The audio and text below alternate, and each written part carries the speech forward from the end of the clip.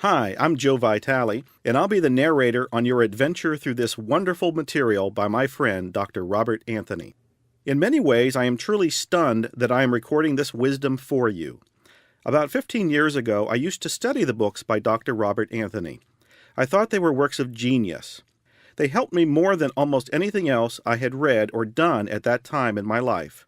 I still regard his book, titled Advanced Formula for Total Success, as a masterpiece. But what really influenced me were a set of tapes from that period.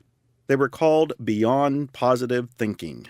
They were written and recorded by Dr. Robert Anthony.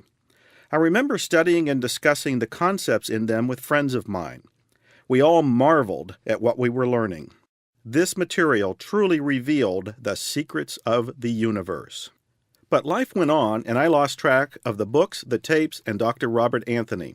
I moved a few times, went through a divorce, wrote books of my own, recorded material of my own, and went on my merry way to create my own success in the world. I had pretty much forgotten Dr. Robert Anthony, though studying his work had installed in me the mindset for success that helped me become the person I am today. And then one day something shocking happened to me. I opened my email, and there was a message from someone calling himself Dr. Robert Anthony. I couldn't believe it. I thought he had died. As it turned out, he was alive and well, now living in Australia, and in fact was a great admirer of my best-selling book, Spiritual Marketing.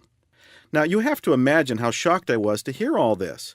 The man I studied 15 years ago is now in my life, telling me he loves my books. Not only that, but he wanted to co-author a book with me. Wow! And we did just that. We released the ebook, Spiritual Marketing in Action, just a few weeks ago. You can read about it online at www.spiritualmarketinginaction.com. But all of that isn't even the juicy part to this story.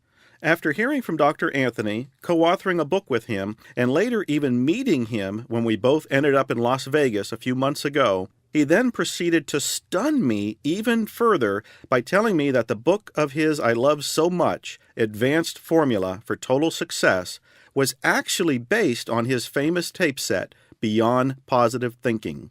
He then told me the book was out of print and the tapes were out of print, but that he had updated all of the material and wanted to record a new and improved version of his best work. And then he asked me to be the one to record it for him. Can you believe it? Life is a series of miracles, isn't it? So here I am, Joe Vitale, sitting in a recording studio in Austin, Texas, about to read for you the greatest self-help wisdom of all time, Dr. Robert Anthony's Beyond Positive Thinking. This is the material that changes lives and finally shows people how to achieve miracles in their lives. This is the material people used to love so much they would buy multiple copies of the recordings and give them to friends and family. This is the material that changed my life. This is Beyond Positive Thinking. Let's get started. You are about to partake on a journey that could profoundly change your life. In this material, I will offer you a no-nonsense, practical way to create anything you desire. Everything you are about to learn is based on proven psychological and metaphysical techniques and timeless principles for success. Do these techniques and principles really work? I respect your intelligence more than just to tell you that they work and then expect you to believe me. The only proof that these techniques and principles work is the results you will experience if you use them. I can tell you about them, but nothing will be as convincing as using them and seeing your own results. We have all purchased self-help books, audio programs, and taken seminars that were supposed to improve our performance and change our lives. After completing them, we were highly motivated and even made temporary changes, only to find that within a few days or a few weeks, we were right back to where we were before. Why? Because they did not show us how to make permanent and lasting changes. The solutions are often like putting frosting on a spoiled cake. No matter how good the frosting looks, we have to deal with what's underneath the frosting. The frosting is positive thinking, and the cake is our unworkable beliefs that keep us from producing positive results. This material is about producing positive results. It's about taking our ideas and dreams and turning them into reality. If you are looking for an inspirational recording with light doses of positive thinking, laced with colorful case histories that take up valuable time and space, this is not the recording for you. However, if you are looking for a no-nonsense methodology that goes beyond positive thinking, then this material will be of great value to you. You have in your hands a proven formula for success that will enable you to go beyond positive thinking to produce the results you desire. It will require a commitment on your part, but in the end, it will be worth every minute you invest in this study. I feel privileged to have the opportunity to share this information with you. Now, if you are ready, let's get started on our journey. Positive thinking, negative thinking, right thinking. The starting point of making permanent and lasting changes in your life begins with understanding the difference between positive thinking, negative thinking, and right thinking. Think of the person who sits down to play the piano. As he plays, there is no harmony, no balance, and no real tune because he keeps hitting all the wrong notes. The player eventually gets fed up with this disharmony, lack of pleasure, and lack of beauty in his music and decides to go get a teacher. The teacher says, "You have the ability to play, but you need to understand music." Each of us has the ability to play the game of life with balance, harmony, and joy, but we need to know the rules and the principles.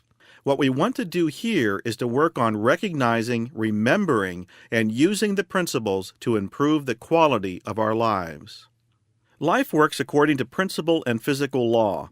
If it didn't, you couldn't fly an airplane because there would be no gravity, there would be no such thing as electricity, and 1 + 1 would not equal 2. The laws of the universe must be totally dependable. Universal law is not only dependable, but also unchangeable. You can depend on it, and it will work every time. In essence, the universe will never let you down. It doesn't care how old you are, how young you are, how short, how fat, how skinny, your religion, your nationality, or whether you are a male or a female. The power, the force, or the energy is neutral, and we direct it through our own ideas and beliefs. What we are saying is that your word is the law in the universe. But you need to know these laws. Without an understanding of the laws, through ignorance, you cannot create what you want. The fundamental law to which all other laws conform is the law of cause and effect. The law of cause and effect says that the effect or result of any situation must be equal to the cause. The cause is always an idea or belief. Another way of describing the law of cause and effect is the example of sowing and reaping, or action and reaction. Or, put in a modern-day context, my ideas are created into my results. The law of cause and effect is impersonal, just like sunshine. If you are standing in the sun, you receive the warmth and healing benefits of the sun's rays. If you are standing in the shade, it seems like the sun isn't shining on you. But who moved you into the shade? Who moved you into the darkness? The truth is, we are in darkness because of our ignorance. I repeat, the law of cause and effect is impersonal. This is why we can see so many people who are basically good have so many problems and disasters in their lives. Somewhere in their life, that person has misused or misunderstood the law. It doesn't mean that he or she is bad. It doesn't mean that he or she isn't a loving person. It means that through ignorance or misunderstanding, that person has misused the law. This can be applied to any natural law. For instance, aerodynamics or gravity will not kill you, but a misunderstanding of its function will, even if you are a kind, loving, positive person. The universe is like a river. The river keeps on flowing. It doesn't care whether you are happy or sad, good or bad. It just keeps flowing. Some people go down to the river and they cry. Some people go down to the river and they are happy. But the river doesn't care. It just keeps flowing. We can use it and enjoy it, or we can jump in and drown. The river just keeps flowing because it is impersonal. and so it is with the universe. The universe that we live in can support us or destroy us. It's our interpretation and use of the laws that determine our effects or results. We can only receive what our minds are capable of accepting. We can go to the river of life with a teaspoon, and someone else may go with a cup. Someone else may go with a bucket, and yet another person may go with a barrel. But the abundance of the river is always there and waiting. Our consciousness, our ideas, our frame of reference, and our belief system determine whether we go to the river of life with a teaspoon, a cup, a bucket, or a barrel. If we are impoverished in our thinking and have gone to the river of life with only a teaspoon, we may curse the little we have in our teaspoon. We may curse others who have more than we do. But remember, whatever we curse, in effect, curses us. The river is there, and it's overflowing with abundance. We can come to the river of life with a teaspoon, a bucket, or a barrel anytime we want to. What we take from the river of life is up to us. The only limitation is in our own mind. The truth is, we can have anything we want if we'll give up the belief that we can't have it. It's as simple as that. All our experiences have led us to believe certain things about ourselves. Whether these beliefs are true or not really doesn't matter, because if we accept them as true, then they are true for us. If we speak our word long enough, it becomes law in the universe. Pronounce your limitations vigorously enough and they're yours. Whether your beliefs are true or totally insane, if you accept them, then that's what your life will be about. Once we have accepted an idea, it's an idea whose time has come, and there is nothing that can stop it. If we accepted an idea of lack and limitation, it is an idea whose time has come for us. There is nothing that we can do about it except to change our mind. If you plant a seed, it is going to grow. If you plant a tomato, you will have a tomato. The tomato won't change its mind and become a cucumber because it thinks a cucumber is better for you. The soil will give you tomatoes as long as you keep planting them, even if you are allergic to tomatoes. Look at the beliefs that form the groundwork of your life. We are full of beliefs that we have collected over the years, attitudes, ideas, opinions, and conditioning. And we are so full of what we know that when challenged, we dig in our heels and often think, "Don't tell me anything new. I have my beliefs together, and how dare you try to change them? This is what I've based my whole life on. Now you are telling me I could be wrong. I don't want to hear that." So we live with a set of beliefs called religion, a set of beliefs called politics, a set of beliefs about ourselves, a set of beliefs about the kind of people that we like or don't like, and a set of beliefs about everything else. Many of the things that we believe, garnered from experience, groups of people, or individuals, are not true, but they are the things that we have imagined to be true out of our need to survive. Because the will to survive and the desire for order are strong, we create rules about the nature of life and how it unfolds, and these rules become beliefs. Unfortunately, those beliefs can also become limitations. The fact of the matter is, we can only be successful to the degree that we are willing to shed our mistaken beliefs. When we experience sickness, failure, or lack, it is often because of the limitations in our own mind. The sad thing is, even though we know our lives aren't working in certain areas, we are still afraid to change. We are locked into our comfort zone, no matter how self-destructive it may be. Yet, the only way to get out of our comfort zone and to be free of our problems and limitations is to get uncomfortable. We can only experience freedom in direct proportion to the amount of truth that we're willing to accept without running away. We must stop kidding ourselves, stop blaming others, and stop avoiding unpleasant decisions, and start facing the truth that we may have accepted unworkable beliefs that are the direct cause of the events in our lives. It is not a question of going from negative thinking to positive thinking. It is a matter of moving toward right thinking, which means moving toward knowing the absolute truth about who we are and our relationship to life. Right thinking, which is based in truth and not illusion, is the foundation that determines the solidity of all other thinking. Positive thinking and negative thinking are both filtered through our belief system. Right thinking comes from being aware of the truth or the reality of any situation. Always seek to know the truth about any situation in which you are involved. Look behind your present belief system and ask your higher self, what is the truth about this? Your higher self will always reveal the truth to you if you are ready to hear it. When you act upon that truth, you are using right thinking. It's not a matter of being positive or negative, but simply being yourself.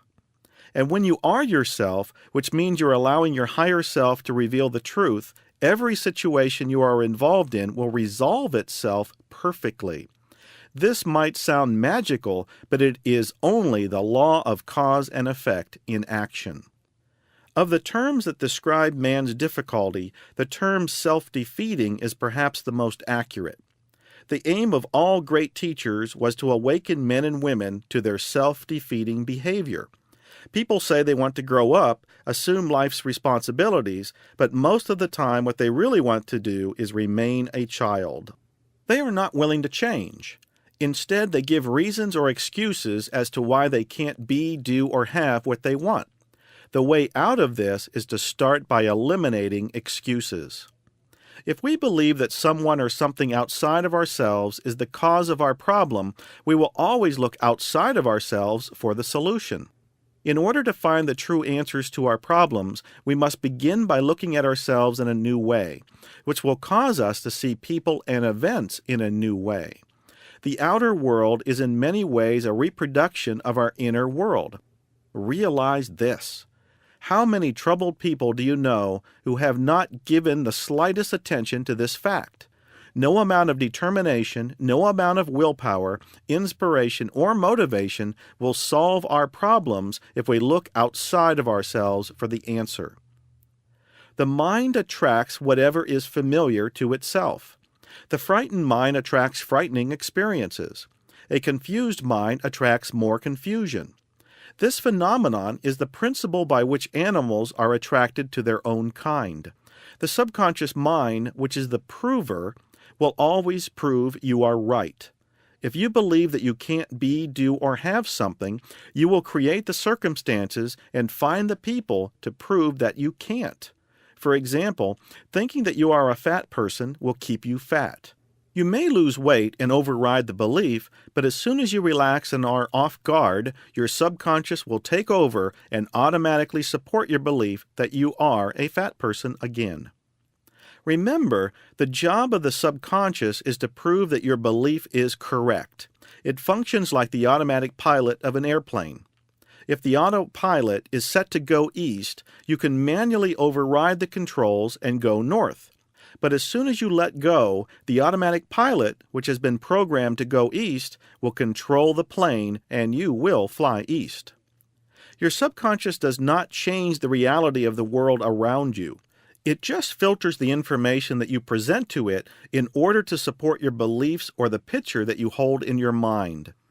If you believe that business is bad, or that there are no new opportunities for your business, your subconscious will not point out new opportunities or direct you in ways to improve your present business. This would be a violation of the principle of mind. It will only point out problems that support your belief that things are bad or that there are no new opportunities. Your subconscious cannot think for itself. It will draw to you only those things that are consistent with your deepest inner beliefs, nothing more, nothing less. If you do not know this as truth and do not realize that you create your potential out of your ideas, you will feel powerless to affect change. You will feel that you are the victim of people, circumstances, and conditions. If you accept yourself as powerless, you will imagine that the only way to get what you want is to get it from another person or an organization. You will look to something or someone outside of yourself to fulfill your desires. When you come to the understanding that everything that you want can be created through your mind, through the use of right thinking, which is simply clear thinking, you come to the realization that only you can give yourself what you want. To create what you want, you have to trust the power within you.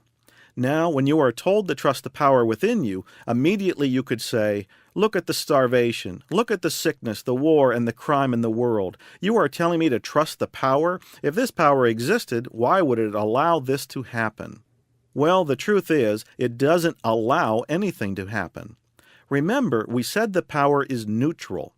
It is simply the power of creation. It is the impersonal force of life. We can use this power or life force to create anything that we want in our lives. Even if we choose from ignorance, it doesn't matter. It will support us in our ignorance until we learn from it. The effect will always be equal to the cause. If we're in a ditch, it means the power is supporting us in being in a ditch. If our life is immensely successful, it means that the power supports us in our success. It all comes out of our ideas. We said earlier that our ideas are created into our results.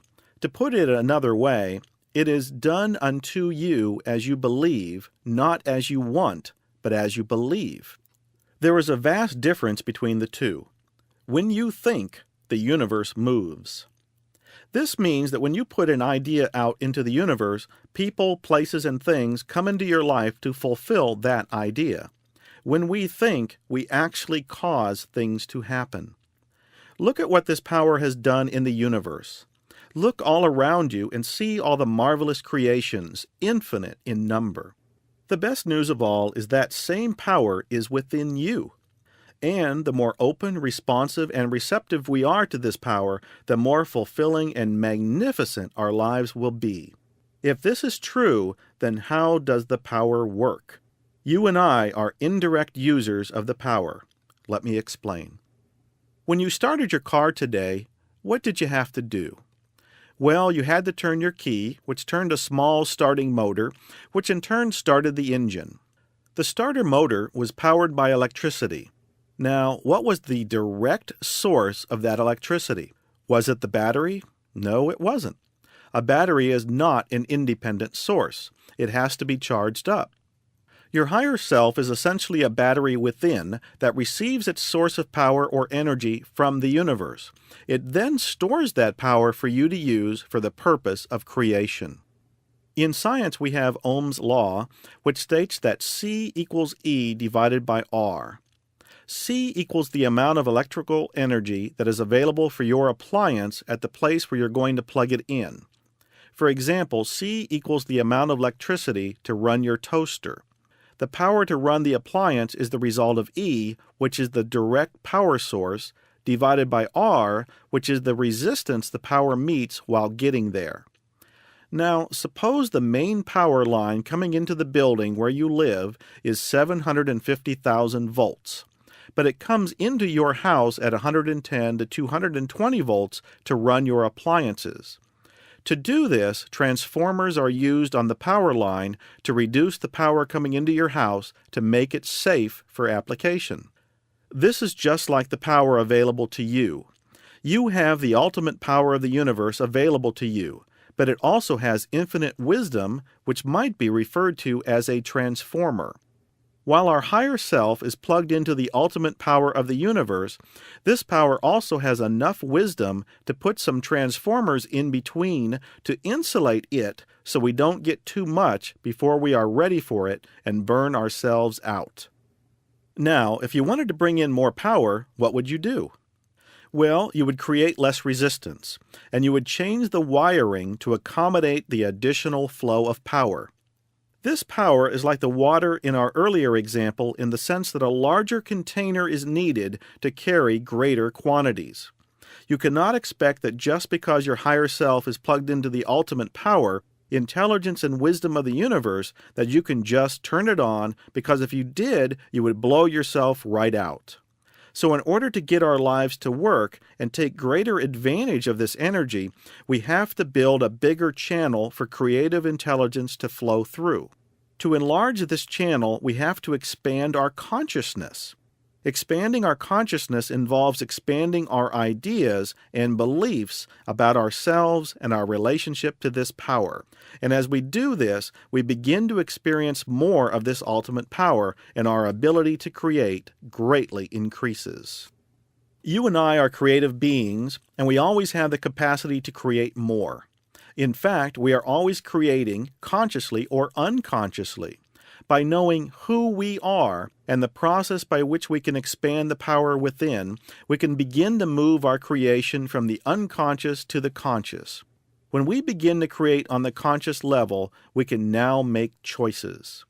When we can make choices, we're no longer the victim of our unconscious reactions, which are determined by our past experiences, conditioning, and outmoded beliefs. If our thoughts do not support what we want, rather than trying to eliminate our negative thinking, all we have to do is center on right thinking and concentrate on the belief system at work. Right thinking is the thinking that is based on truth, and it is right because it will support us in what we are trying to achieve. Your higher self always knows what is best for you. All you need to do in the beginning is to know that you want something better than you have right now. Just keep that thought. Never settle down into self-satisfaction because there is no growth without discontent. While it is important to live in the present moment and accept what is, it is also important to grow from where we are. Study your dissatisfaction very carefully because it will tell you something about yourself. Your life is an ever-changing canvas. What are you going to paint on it? Are you going to paint lack and limitation? Because if you do, your canvas is going to reflect lack and limitation. Have you ever gone to the circus and noticed that the great big elephants are tied to a wooden stake with just a thin rope? Also, the baby elephants have a big chain around their legs that is tied to a long metal stake that goes deep into the ground.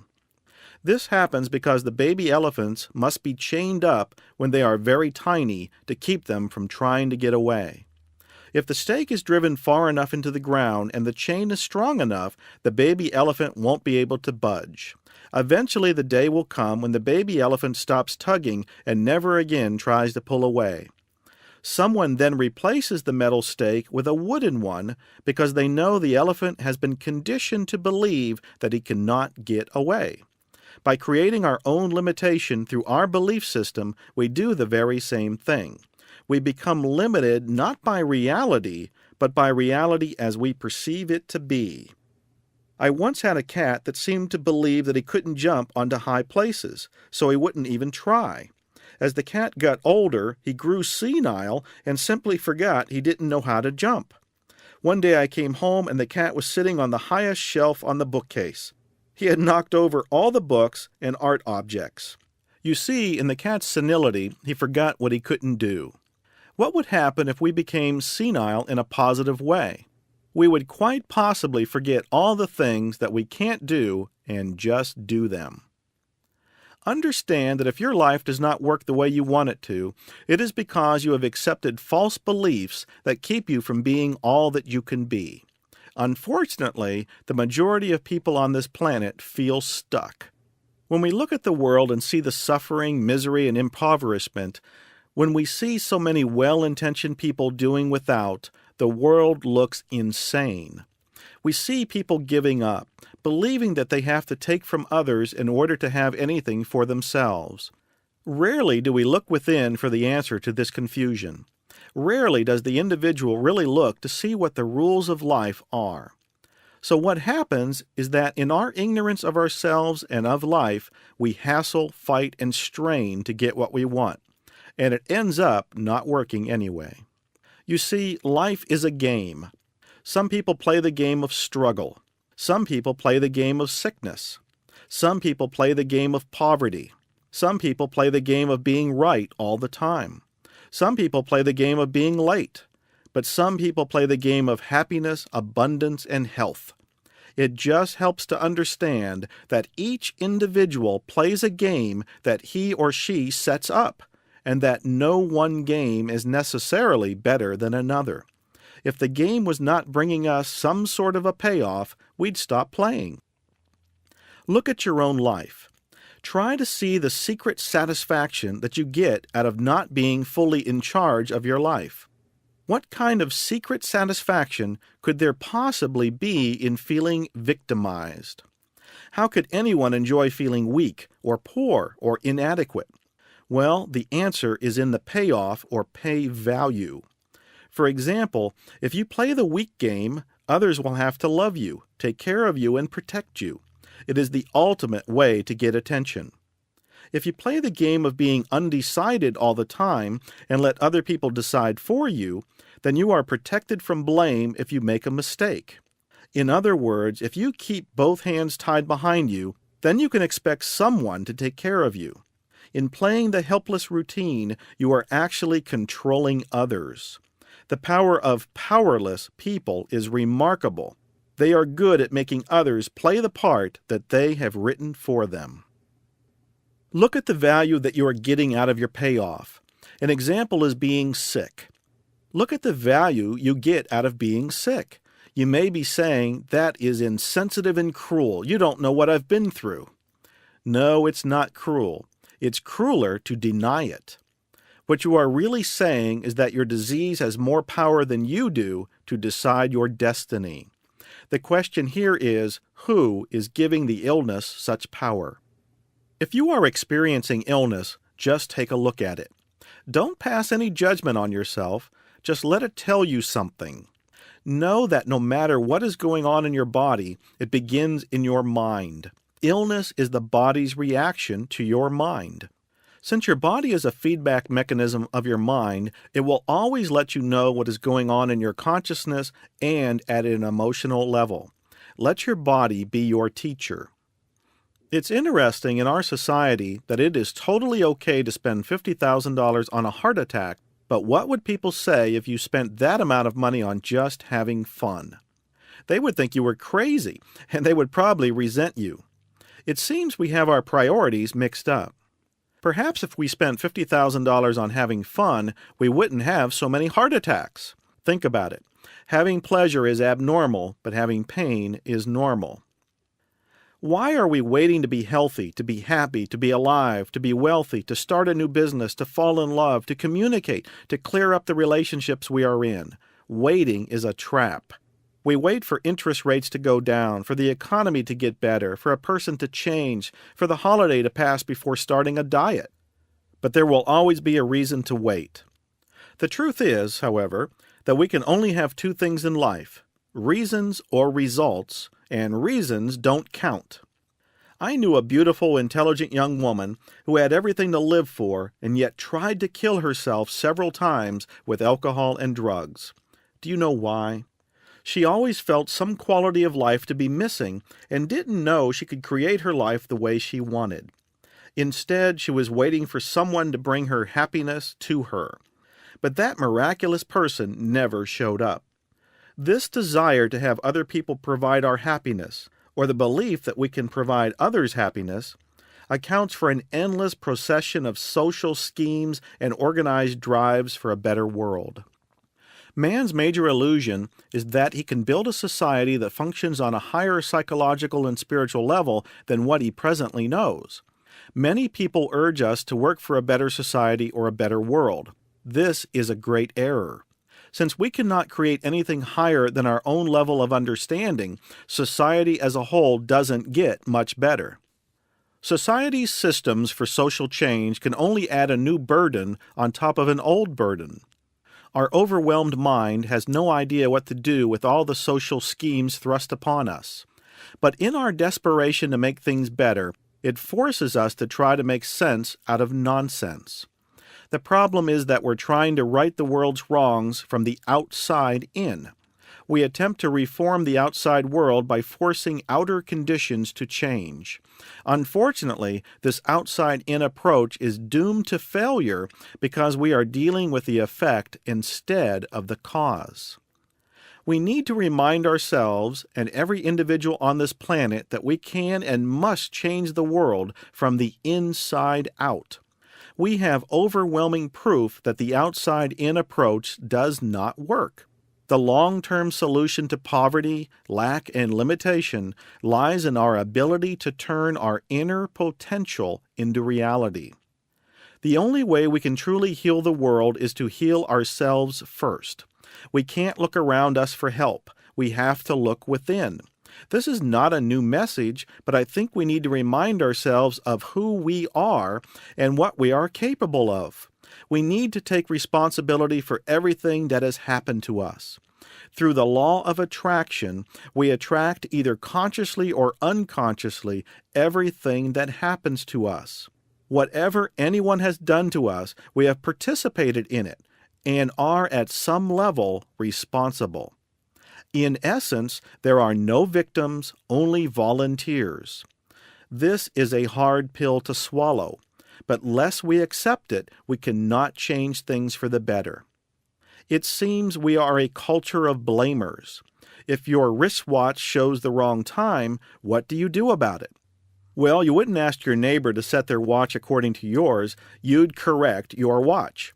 Unfortunately, we do not make similar corrections when our lives are not working. Instead, we insist that reality should conform to our illusion. Your unlimited power lies in your ability to control your thoughts. A confused mind works in the direction of sickness, poverty, lack, and limitation, rather than in the direction of abundance, health, and success. If we are not creating our lives the way we want them to be, we are creating from our unconscious. But since life is consciousness, the most important task we have is the development of the highest possible consciousness. We can do this by looking at the conditions of our lives and challenging our beliefs, even if our egos are threatened. Whenever we want something in our lives, we must let go of anything that is between us and that consciousness. In your heart, you know exactly what you want. And if you will listen to your intuition, it will tell you. Your mind will sell you out, but your intuition never will. Your intuition is your connection with the ultimate power. Learn to trust it. People can control you through your mind, but they can never control you through your intuition. We imagine we will lose something by following our intuition, but have you ever taken a look at what you have lost by not following your intuition? Whatever your intuition is telling you is what you need to hear. As you learn to trust it more and more, it'll reveal exactly what you need to do at any given moment. Your life is important. It is important to you, and it is important to the rest of the people on this planet. I believe that every person on this planet arrived here with a mission. If you will listen to your intuition, your purpose or your mission will be revealed to you.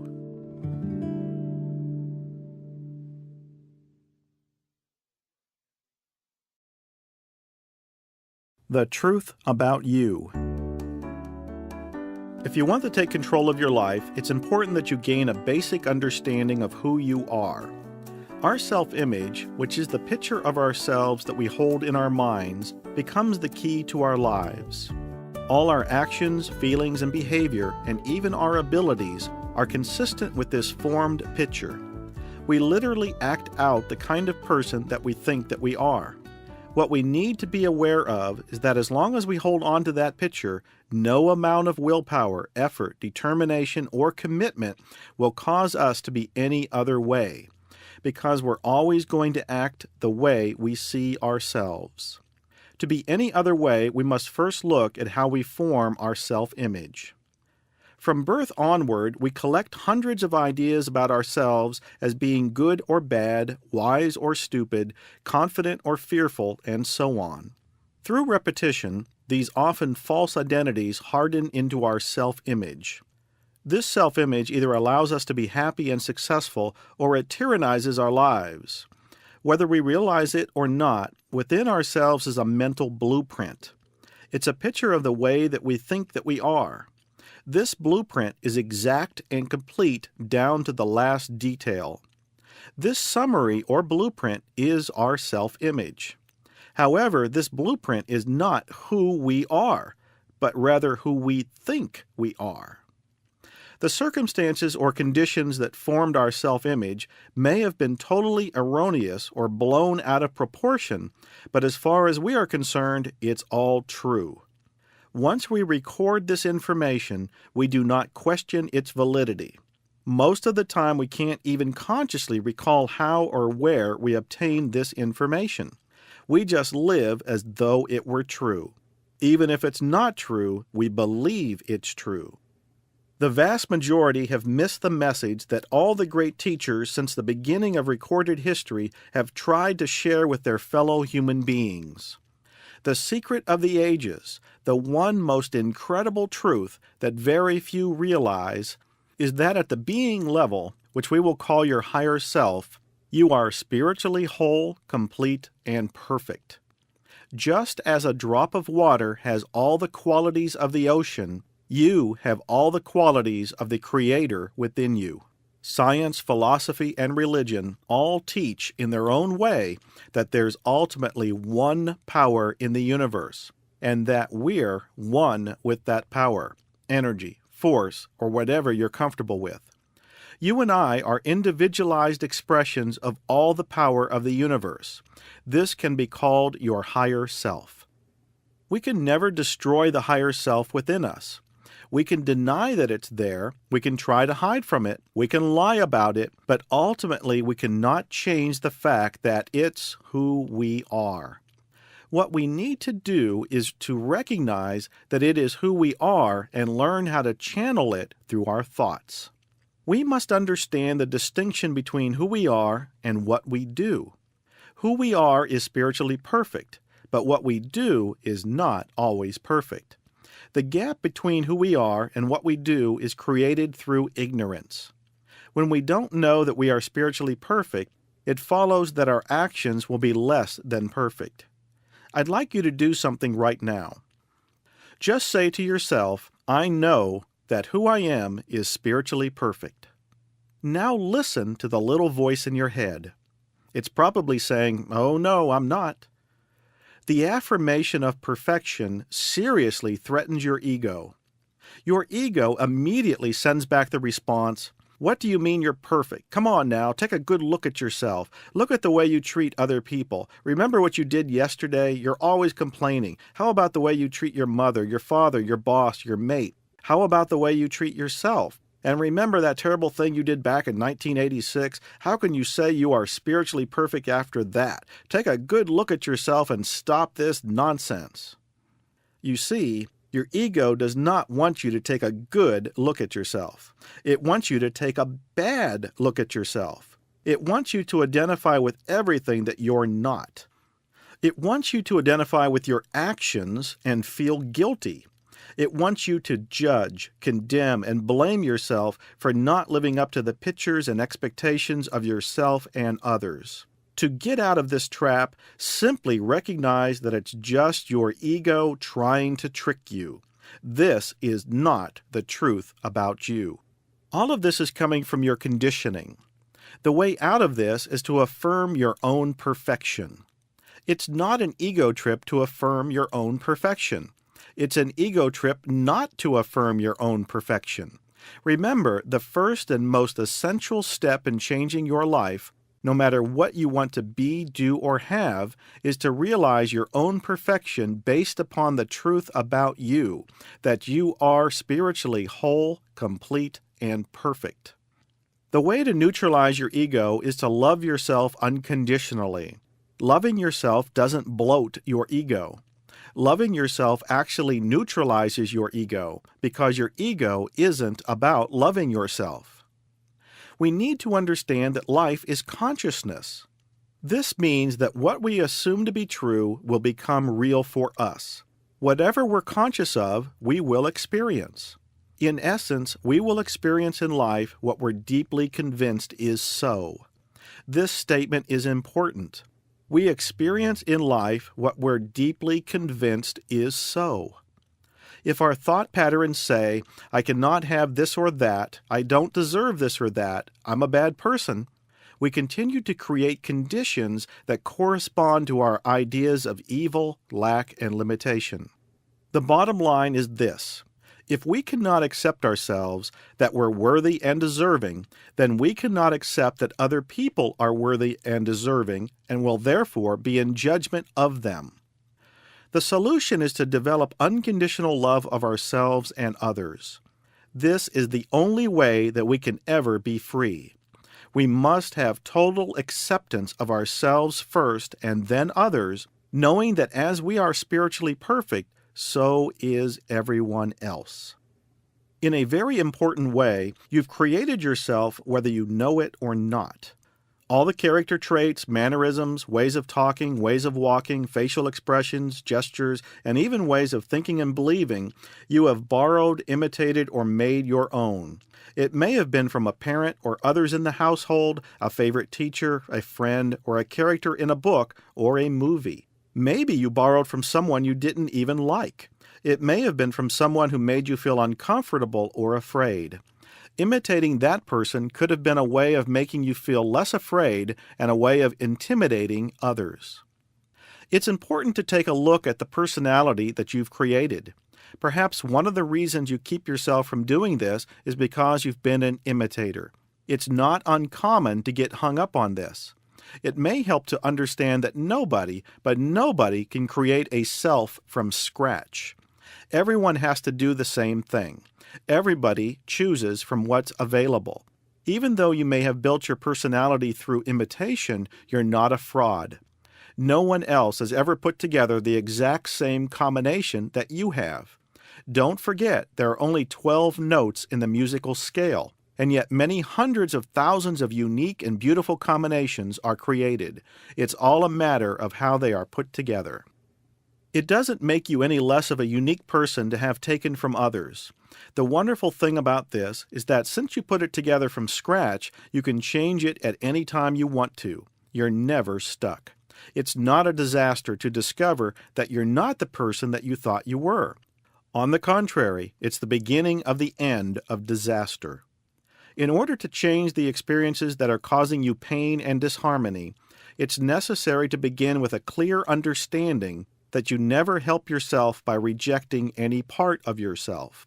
We get into self-hatred because we set up a picture of how we think we should be based on the conditioning from our family, peer groups, mate, and religion, and the society that we live in. The sad part of this is that we'll never be able to live up to the pictures, images, models, standards, or concepts of how we think we should be. It's a psychological dead end. We've allowed our ego to trick us into believing that we're incompetent, inadequate, insecure, stupid, bad, evil, and unworthy. All of this can be summed up as poor self-esteem and a poor self-image. Until we make a conscious decision to change our thought patterns, we will continue to have poor self-esteem and a poor self-image. The first and most important thing in your life is self-acceptance, to love who you are, to be yourself. Only when you love yourself can you begin to love others. Many people say that you should forget about yourself and love others first. Well, it doesn't work that way. The truth is, you must first accept yourself with all your mistakes, all of your so-called sins, all the times you looked like a fool, and all the times you've acted inappropriately. You must be able to stand before the entire world and make no excuse for yourself. When you can do that, you're coming from a position of unconditional love. How you see yourself creates your behavior, and this behavior creates your environment or your results. When you attach your self-worth to your accomplishments or to your behavior, you're setting yourself up for disappointment. No matter how hard you try, someone is going to think you're not okay. Remember this. You'll always be a failure in someone's eyes. You'll never win them all over, sometimes not even a majority. Take a look at how much of your life is about winning approval and realize this important truth. You'll never get it. You simply can't please everyone, so learn to please yourself and enjoy who you are.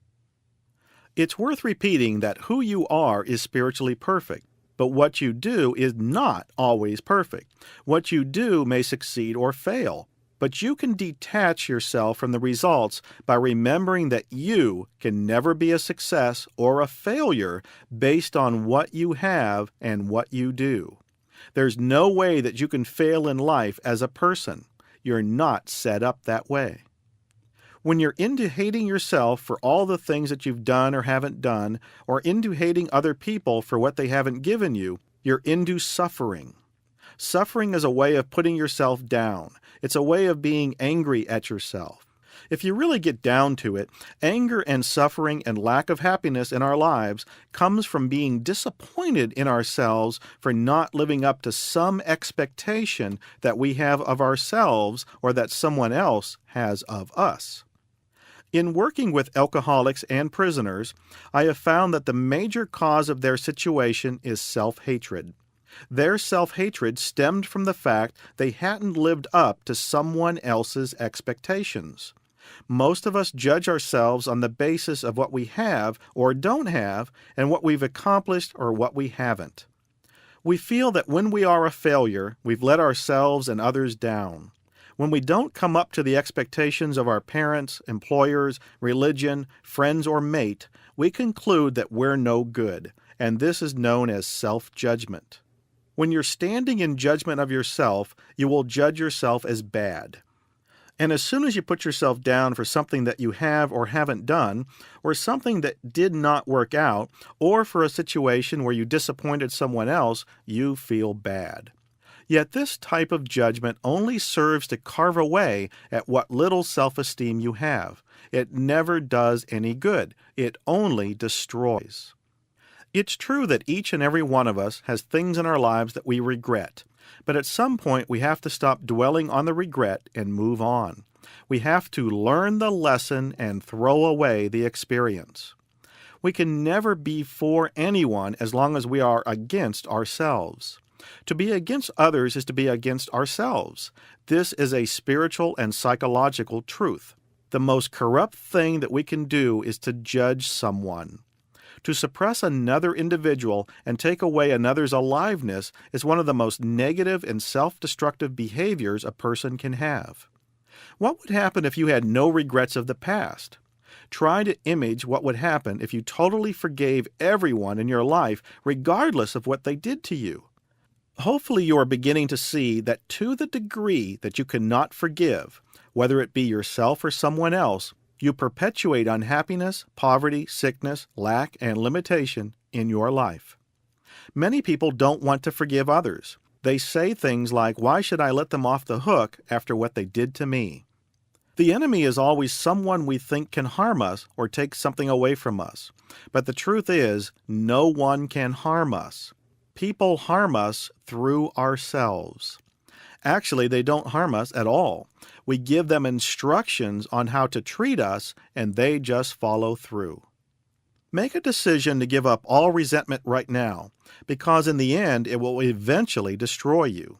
Yes, you say, "I agree with you, but you don't know my circumstances. They really did hurt me. I'll give up my resentment next week, but I have a little more getting even to do."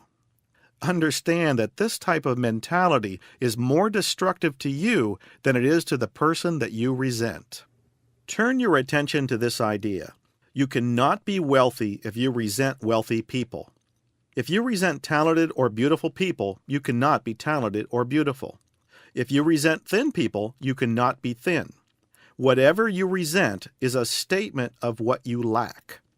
When you resent, you cannot be healed because through your resentment, you literally cause your own sickness. Remember, whoever you resent is you because we're all one. The more you love and support other people in being who they are, the more you will have of everything. Rather than resent people who have what you don't have or do what you can't do, take the time to learn from these people. Be with masters. Be with people who know how life works. Admire them, acknowledge them, and support them in having what they have.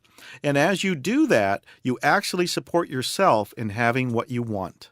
If you study philosophy and religion, you will see that values, morals, and principles are often rooted in the belief that something is better than something else. A is better than B. Don't get caught in the trap. Forget about the way you think something should be done or how someone wants you to do it. Instead, just be yourself and do it the way you feel it should be done. About 700 years ago, a great teacher ripe with years and honors lay dying. His students and disciples asked if he was afraid to die. "Yes," he said, "I am afraid to meet my Maker." "But how can that be?" the students and disciples responded. "You have lived such an exemplary life. You led us out of the wilderness like Moses. You have judged between us wisely like Solomon." Softly he replied, "When I meet my Maker, he will not ask, 'Have you been Moses or Solomon?' He will ask, 'Have you been yourself?'" The story shows that throughout time, people have struggled to be themselves. Why are we still struggling? The struggle comes out of our need to please others. By assuming your own destiny, you're bound to get someone angry, your boss, your spouse, your parents, your children, but in time they will adjust. At first, assuming your own destiny can be a lonely process, and it may seem that everyone is against you. But the only image you must live up to is your own. The opinions of those who can cheer you on or hold you back are irrelevant. The decision to live your life is your own responsibility. The results of your own life are your own responsibility. Your action or inaction becomes your own responsibility. Some people's conditioning and beliefs are in conflict with yours, and when they see someone living in opposition to their values and beliefs, it can be very frightening for them because, in a way, it threatens their own foundations. They feel that if you're right, they're going to have to give up some of their own beliefs and change. When a person is confronted with your beliefs, there's an inner battle that's waged, and the battle is, could they possibly be right? And if they are, that means I could be wrong. A person who knows who they are and loves himself or herself unconditionally is not threatened by the beliefs of others. It all goes back to developing a high level of self-esteem. Let me ask you, do you like yourself? Do you trust yourself? Do you keep promises that you make to yourself? Do you think that you're a good person? Are you yourself most of the time, or have you developed an act to cover up who you are? If you had a friend who treated you like you treat yourself, or talked to you the way that you talk to yourself, and broke commitments to you the way that you break commitments to yourself, do you think you'd keep them as a friend? Let's face it, you probably wouldn't want that type of person around. It's very important to take a look at the way we treat ourselves. Most of the time, we are our own worst enemy. We are afraid to meet our inner selves because we think we may not like what we see. A person says, I want to explore myself, but I'm afraid of what I'm going to find out about myself. I'm afraid of the strange creatures that I may find along the way or along the journey. Understand this clearly. It is absolutely impossible for the truth about yourself to cause fear. No matter how terrible the truth may be, it is powerless in itself to either frighten or harm you. Fear is caused by resistance to the truth and by misunderstanding it. Start your journey of self-discovery at once. Nothing but good can come from it. The understanding of fear cures fear. Don't get hung up on the kind of person that you think that you are. Don't concern yourself with whether you're better or worse than other people. Instead, try to know yourself as the kind of person that you are. If you look at a half-finished house that you're building, you don't condemn it for its unfinished condition. You don't say it's inferior to another house, nor are you concerned with its appearances. All you do is realize its need for additional work. Adopt this way of thinking toward yourself. Whatever your present condition, just realize the need for more construction. Be patient with yourself, but be firm toward the necessary work that needs to be done. When you're an expert on yourself, you're an expert on everyone else. A conscious person knows himself. He knows his own nature, and therefore he knows everything about other people who have the same nature. Know yourself as you are, and you will know others as they are. Never be afraid to expose a weakness in yourself. Exposing a weakness is the beginning of strength. Remember, everything you learn about yourself is good news. No matter how difficult or surprising it may be, it's always good news. Keep this in mind, especially in times when a new truth clashes with a belief that you know you must abandon but are reluctant to do so. A wise person is willing to give up a pebble in exchange for a diamond. Have the courage to do this, and self-change begins. Self-worth comes from self. That's why it's not called other worth. If your worth comes from others, you'll never love yourself. You don't have to have permission from others to change your life. Don't ask, is this right for me to go against everything that I've been taught to believe? Instead say, let me see how much intensity I can put into my search. Your own desire for personal freedom is the only search warrant you will ever need. If you're really going to learn the truth about you and live your life as you're capable of living, a lot of people aren't going to like it because they're not committed to the same path as you are. Are you going to deny yourself riches because others are poor? Are you going to deny yourself health because millions of people are sick? Take a good look at what you're denying yourself and don't ever think of yourself as wrong for wanting what you want. As we move along the path of self-discovery, we're bound to make mistakes. Those so-called mistakes, faults, sins, or errors are not you. Make sure you separate who you are from what you have and what you do. You transcend what's happening in your life as you come to the realization that what's happening in your life is only temporary and will always be changing. It's important to understand that your higher self is changeless. When you identify with your temporary nature, you take on the belief that what you have and what you do is the real you. It's possibly the biggest error that you can make in life. To experience your own magnificence requires that you separate what you have and what you do from who you are. Learn to separate the performance from the performer, to become involved in what's happening in your life, but not to identify with its temporary nature. As you stand on the seashore and watch the ships sail by, there's no problem as long as you simply stand there and watch them go by. It's only when you identify with the ships that you feel pain and suffering. If you say, "That's my ship," then you will grieve when it passes from your sight. If you say, "I must command that ship," then you will live in fear that someone else will become its captain. Likewise, by simply watching and observing our mistakes and unworkable behavior without judgment, we prevent harmful identification with our temporary mistakes, faults, and errors. As you start to question and look honestly at your life, you come to the point where you begin to realize that the only authority figure is within yourself. We look to other authorities to tell us what we're supposed to do, but the only person who will ever know what to do is ourselves. Have you ever wondered why certain people are conned by con artists? A con artist cannot con someone who's not out to get something for nothing. A con artist cannot con someone who does not want to be conned. People have trouble understanding why others take advantage of them. The reason they get taken advantage of is because they give their power away and they don't want to be responsible for their own lives. They don't want to make their own decisions, so they allow others to do it for them. But understand this truth. If you allow others to do it for you, they'll do it to you. As long as you let others have responsibility for your life, they will control your destiny.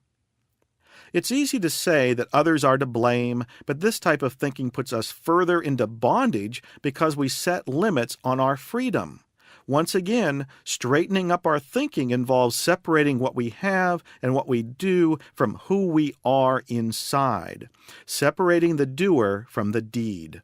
The secret is to live in this world but not let the world live in us. We want our boat in the water, but we don't want the water in our boat. When the water's in our boat, we start to sink, and we have to bail like crazy to stay afloat. We find ourselves drowning in the water of physical effects that we've created in our lives. Once we're drowning, we don't know any other way to deal with it except to fight it. Before I go any further, let me ask you, why do you want to change your world? Every time we attempt to change whatever's going on around us, whether it be our business, our career, the government, members of our family, our mate, or whatever, we're operating under the illusion that these people and events are doing something to us. Actually, what we need to do is to change our experience in relation to them. People and events never do anything to us. They merely trigger feelings that are already within us. If we go back to the basic principle of life, we understand that nothing happens in the world that we don't permit deep within our consciousness. It's been said many ways that it is done unto you as you believe, and sometimes those beliefs are very deep. Whatever is going on within our heart is in fundamental alignment with our outside experiences, even though we may not be consciously aware of it. I know this principle is difficult to accept because there are undoubtedly things in your life that you consciously do not want. However, the truth of the matter is there's some deep inner need that you're satisfying. If you'll be totally honest with yourself and take a good look at what's going on in your life, you'll discover what is actually unfolding. Therefore, it stands to reason that if we attempt and are successful in changing the outer effect but don't change the inner causation, we will only create the same experience again. If you no longer know what to do, this process of self-evaluation is a very good path to finding yourself. It will help you to understand that the mechanical thinking process cannot rise above its own limited level. If you're not sure what to do, or if you have any anxiety, don't try to seek release from the anxiety. Just stay where you are and let it tell you something extraordinary, and it will. If you're unhappy, realize that all unhappiness is caused by comparison. Did you hear that? All unhappiness is caused by comparison. We only feel unhappy when we compare what we have now to something else. Perhaps when we were younger or healthier, or when we were with a certain person or possessed certain honors and recognition. When there is no comparison, unhappiness is impossible. Happiness exists when the mind is not removed from itself, when it remains in the present time zone, and when it declines to contrast itself with other times or conditions. Imagine an unhappy person sitting at home stating, "I want to change my life." This person redecorates his house. Then he finds himself just as unhappy as before. So he redecorates several times, and he still feels no change in himself. Do you know people who believe that they can change their level of happiness by changing their exterior scenery? Where have they made a mistake? Where can they correct themselves? If you have the answer to these questions, you have a powerful tool for personal growth. So the truth about you is that you're not what you have and you're not what you do. You are spiritually whole, complete, and perfect, and your success in life will be in direct proportion to your ability to accept this truth about yourself.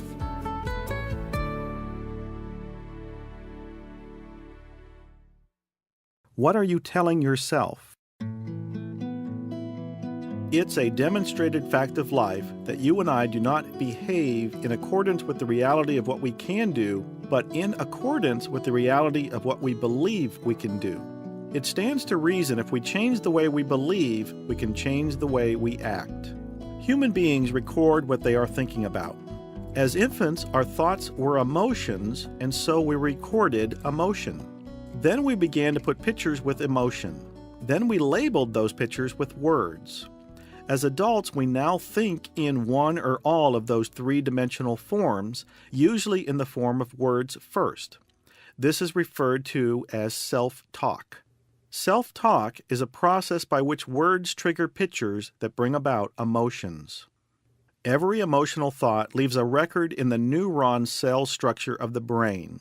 We do not record what is happening. Rather, we record what we think is happening. It is this record of interpretation that begins to shape our personality. A prime example of how this works can be seen in children from the same family background who develop different personalities and lifestyles. It was not what happened to them as children that was recorded, but what they perceived was happening. It was their interpretations that formed their different personalities and attitudes, even though they came from the same family background. One thought alone does not form our self-image. It takes an accumulation of experiences or thoughts to build our self-image. The key to freedom is to control what we think about and our perception of reality as we see it. Other people can hand us opinions about ourselves. They can tell us how great we are, or they can put us down. that information is not recorded and does not become part of our belief system until we accept it with our own thoughts. We are not as successful as we can be because of our opinion of ourselves. As we see ourselves or believe ourselves to be, we act in accord with that belief, whether it is true or not. Whenever we get a strong belief, whenever we think what we know is the truth, we then lock onto that belief as a defense against conflicting beliefs. We cannot hold conflicting beliefs in our mind without anxiety or distress. So what we do is gather supportive data and information to prove we are right and not crazy for believing what we believe. This can work against us in seeking out the truth because we operate in accord with the truth as we see it and not as it is. Sometimes we hold on to opinions, attitudes, and beliefs that no longer serve us. This is why we must examine our beliefs on a regular basis to see where we might be lying to ourselves or blocking out information that may be more relevant. Why don't we do this? We lock out the truth because we don't want to be wrong, make a mistake, or feel bad. Self-talk is the constant conversation we carry on with ourselves as we perceive what we think, see, and hear. It is the three-dimensional form of thought made up of words, pictures, and emotion. We build and modify our self-image with our self-talk, using words that trigger pictures that evoke a feeling or an emotion. Our self-image is an accumulation of all thoughts, attitudes, and opinions we have perceived and stored about ourselves since childhood. It is the subconscious picture that we have been recording for many years.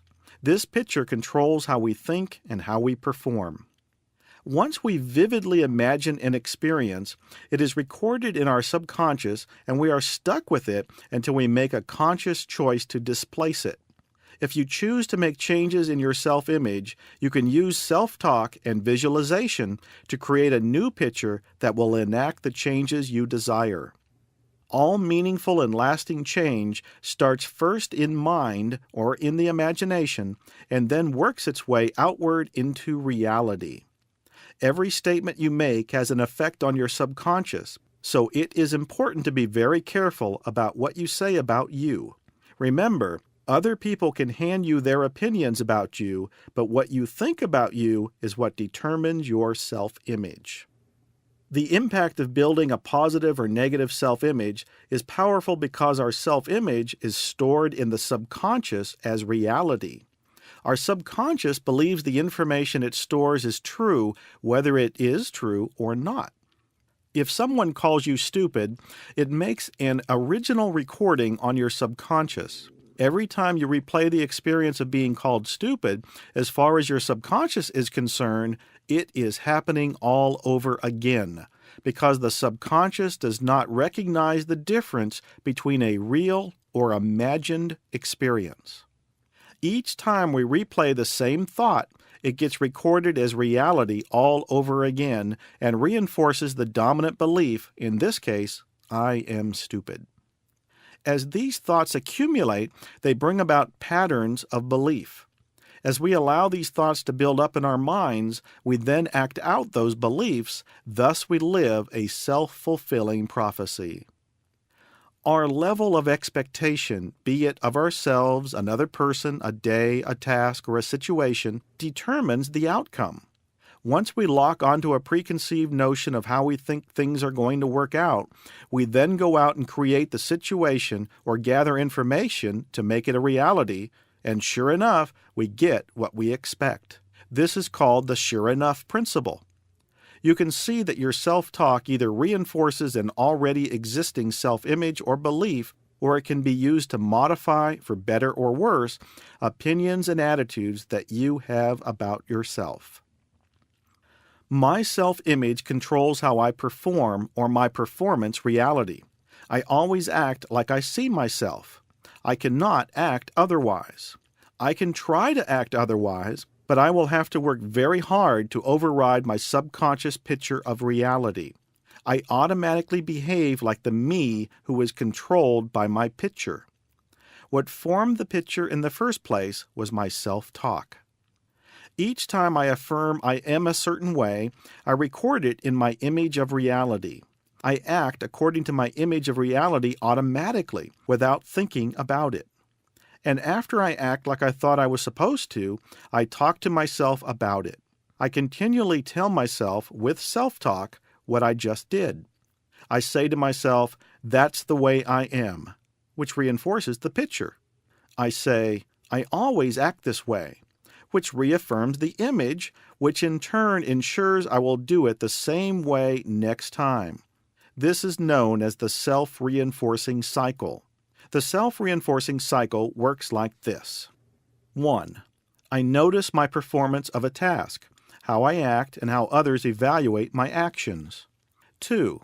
I talk to myself about my performance through my self-talk or affirmative statements. 3. My self-talk reinforces either a positive or a negative self-image or how I feel about myself. 4. How I feel about myself forms a self-image, which is the regulating mechanism that controls how I perform the next time. Most people, after they have performed below their level of expectations, or if they anticipated poor performance in their imaginations, reinforce the negative experience with statements such as, "There I go again," "That's just like me," "That's the way I am," "It happens every time," "This is going to be one of those days," etc. Whenever your behavior doesn't match your self-image, you will say to yourself, "That's not the way I am," or "That's not like me." These statements will only ensure continued poor performance by reinforcing the poor self-image. The only choice you have is to live up to your picture. We have to learn to cease attacking our self-image at those times when our performance does not live up to our expectations, because our negative self-talk will only increase poor performance. So, how do we correct this? The first thing we need to say to ourselves when we are engaged in negative self-talk is, "Stop it." Then follow up with a statement such as, "I am much better than that." The next phase is the key phrase. Say to yourself, "The next time I will," then make an affirmation of how you are going to do it next time. Shut off the old picture. Shut off the negative movement. Don't tolerate poor performance from yourself or others, but don't put yourself or others down by focusing on what is wrong. Just say, "The next time I will do it this way." If we are working with others, we can say, "The next time I want you to approach the client this way," or "The next time you will do it like this." What you are doing with these statements is giving positive and immediate feedback to your subconscious. Instead of recording the negative picture, you trigger the picture of the performance you want. The key to reinforcing an already existing positive self-image or modifying your self-image for the better is to visualize what you want your performance to look like the next time and to stop picturing, thinking about, and talking about what you are trying to avoid. When your performance pleases you and you feel good about it, you should use positive self-talk to reinforce the positive picture. Affirm to yourself, "That's the way I am. That's like me." Positive self-talk statements are the best way to maintain or build your own self-esteem. They deliberately cancel out the negative put-downs we apply to ourselves or to the opinions other people try to make us accept about ourselves. The size and scope of your goals will increase proportionately with your self-esteem. When you have low self-esteem, you will attract negative influences that will prevent you from reaching your goals. Take a look at the clients you are dealing with or the relationships in which you are involved. The fact is that you will always associate with people you feel worthy of being with. This includes your friends as well as your clients if you are in business. Take a look at your material possessions. You draw to yourself that which you feel you are worthy of receiving. The car you drive, the clothes you wear, the home you live in. The total quantity and quality of your life is determined by your self-esteem or self-worth. What kind of labels are you putting on yourself? Each one of us has dozens, perhaps hundreds of labels we have given ourselves during our lifetime. I'm a good manager. I'm assertive, shy, warm, friendly, stupid, short-tempered, hard to get along with, lazy, or poor. Because we act like we see ourselves, these labels or opinions govern our behavior. Some of the labels are helpful, But in order to grow and develop, some of the labels need to be changed. Again, we must be careful how we talk to ourselves. The problem is that whatever self-image we have accepted puts a ceiling on the use of our potential. That ceiling has no relationship to our ability to use our potential. But we can only act or perform like the person we see ourselves to be. We must deliberately take control of our self-talk, or it will control us. The opinions or labels we have of ourselves cannot be totally erased because they are stored in our subconscious memory, but they can be displaced through self-talk. The new positive message will then become our dominant opinion, and we always act in accord with our dominant opinion or belief. The most important reason for changing our image when we are dissatisfied with our performance in a particular area is that our self-image controls our performance. Our behavior is automatic. Until we change the picture we have of ourselves, we will automatically continue to reenact the same performance. Our self-image regulates the use of our potential. Anytime we move away from our self-image, anxiety and tension will set in because we are constantly working to act like the self we perceive ourselves to be. Our self-image is what we believe we are capable of doing right now. When we find ourselves being forced by our own intent or by the situations around us, out of where we feel comfortable, away from where we know we subconsciously belong, anxiety and tension sets in. We not only have an internal comfort zone or expectancy level that concerns the kind of behavior that's expected of us, but we have also been programmed as to the kind of environment in which we belong. We have, for example, a subconscious picture of the kind of car we should be driving, the income we deserve, the restaurants we feel comfortable in, the situations we feel comfortable in, etc. It is important for us to be aware that whenever we find ourselves straying from that picture, negative tension reminds us to get back where you belong, forcing us to return to the environment we subconsciously know we belong in. As you can see, this response makes change difficult or slow at best. Every time we find ourselves in an unfamiliar environment, job, or social situation, we will come up with logical reasons why we should not participate, why it won't work, or why we should stay where we are. The problem is we didn't deliberately program the kind of environment in which we feel comfortable. Our subconscious just absorbed through observation where we think we should be. The key to change is the ability to visualize ourselves in a different situation, environment, car, job, relationship, or career. Only vivid imagery in the first person and in the present tense changes your reality. This will be discussed later in the section on Program Your Mind for the Best. But for now, it is necessary only to understand that visualization is not like watching a movie. Only images experienced and identified with in the first person, present tense, change reality. If we can't identify with the image, we can't have it, because it doesn't register on the subconscious level. If I don't identify with what I am visualizing, I'm left with the impression that other people can be, have, or do this, but not me. It's okay for them, but I don't think I could ever do it. You must see yourself in your picture. Deliberate affirmation or self-talk, combined with visualization, produces the end result. As we continue to do it over and over again, pretty soon our subconscious accepts that it is true for us. In the beginning, there will be conflict between where I am, or what I have, and what I am accepting subconsciously. One of the primary functions of the subconscious, however, is to resolve conflicts between what we are thinking about and what we are experiencing in our reality. And because our subconscious is creative, it will begin to create what we are thinking about and what we are visualizing. The real key here is in not trying to be different from your picture. Modify the picture first. Real growth and change begins from the inside out. We must first change the picture in our mind. As we do this, our comfort zone will expand automatically. This becomes our new truth. We then act in accordance with that new truth or belief. How do you know what your self-image is? Take a look at your actions, your behavior, and your performance. Also, ask yourself, what do I expect of me? Where do I feel out of place? If you see yourself as poor, you will unconsciously do things to make yourself lose. When you lose, what do you suppose you say to yourself? That's the way I am. I always lose out. I'll never have any money. This reinforces the picture, which causes you to fail again, which causes your self-talk, which reinforces the picture, and so it continues.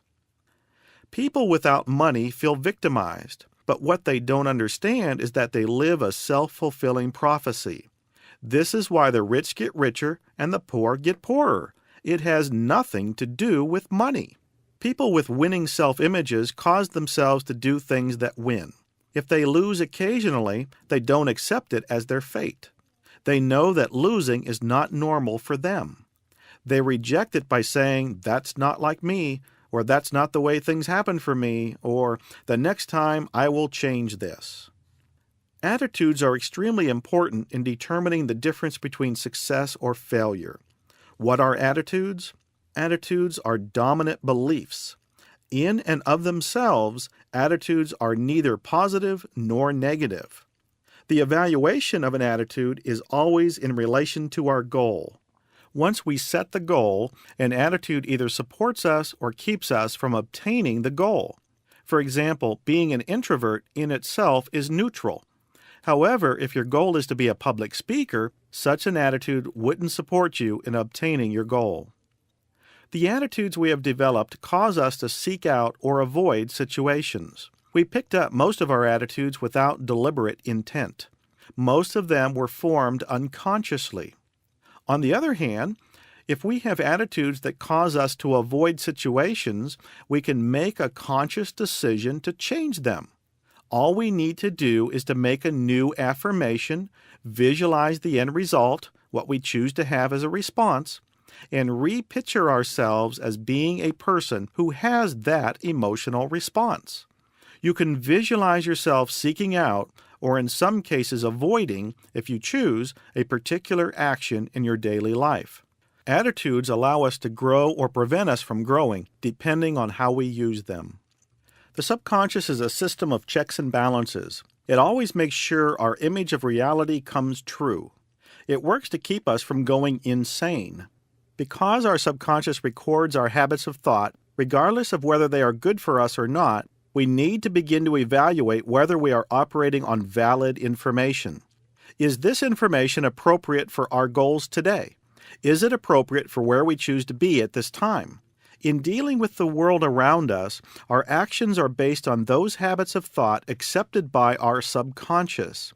We need to examine our habits of thought to see if they are relevant to our success and which ones further our progress towards our goals and which do not. We will either stay where we are or, through our own deliberate intent, convince ourselves that it's in our best interest to change. If we choose to change, we must visualize ourselves into that new belief. Constructive self-talk and imagery takes the ceiling off the use of our preconceived abilities and allows us to grow in a controlled manner without stress, tension, and negative feedback. It should be understood we have an overall self-image as well as a specific self-image for specific areas of our lives. Each self-image is formed in the same manner. The job of my subconscious is to creatively ensure that I am always acting in accord with the truth as I see it. My performance, how I act or behave, is controlled by my self-image. Instead of working on our actions, we want to work on our self-image. Now, how do we go about that? The same way that our self-image was established in the first place, through self-talk. Work on our self-talk begins in any given area we choose to change. We start to control our self-talk so that when our behavior is other than what we want it to be, we will say to ourselves in some manner, "That's not the way I am. That's not like me." Then make an affirmation as to what me is like. It's like me to be a winner. It's like me to be loving. It's like me to be successful. It's like me to be outgoing. When I do something that is successful, something that in the past would not have been like me, I must then, through my self-talk, reinforce my belief by saying, that's the way I am. That's like the new me. I am successful, easy to get along with, outgoing, etc. As I do that, the subconscious records my self-talk. It does not record what is happening. It records my opinion of what is happening. What I image to be true is what I record. We move toward what we picture. We physically, emotionally, and psychologically create, through activity and movement, what we hold as a picture in our minds, whether it is good for us or not. As long as we hold the picture, we are drawn toward that picture. We control our imagery through directed self-talk.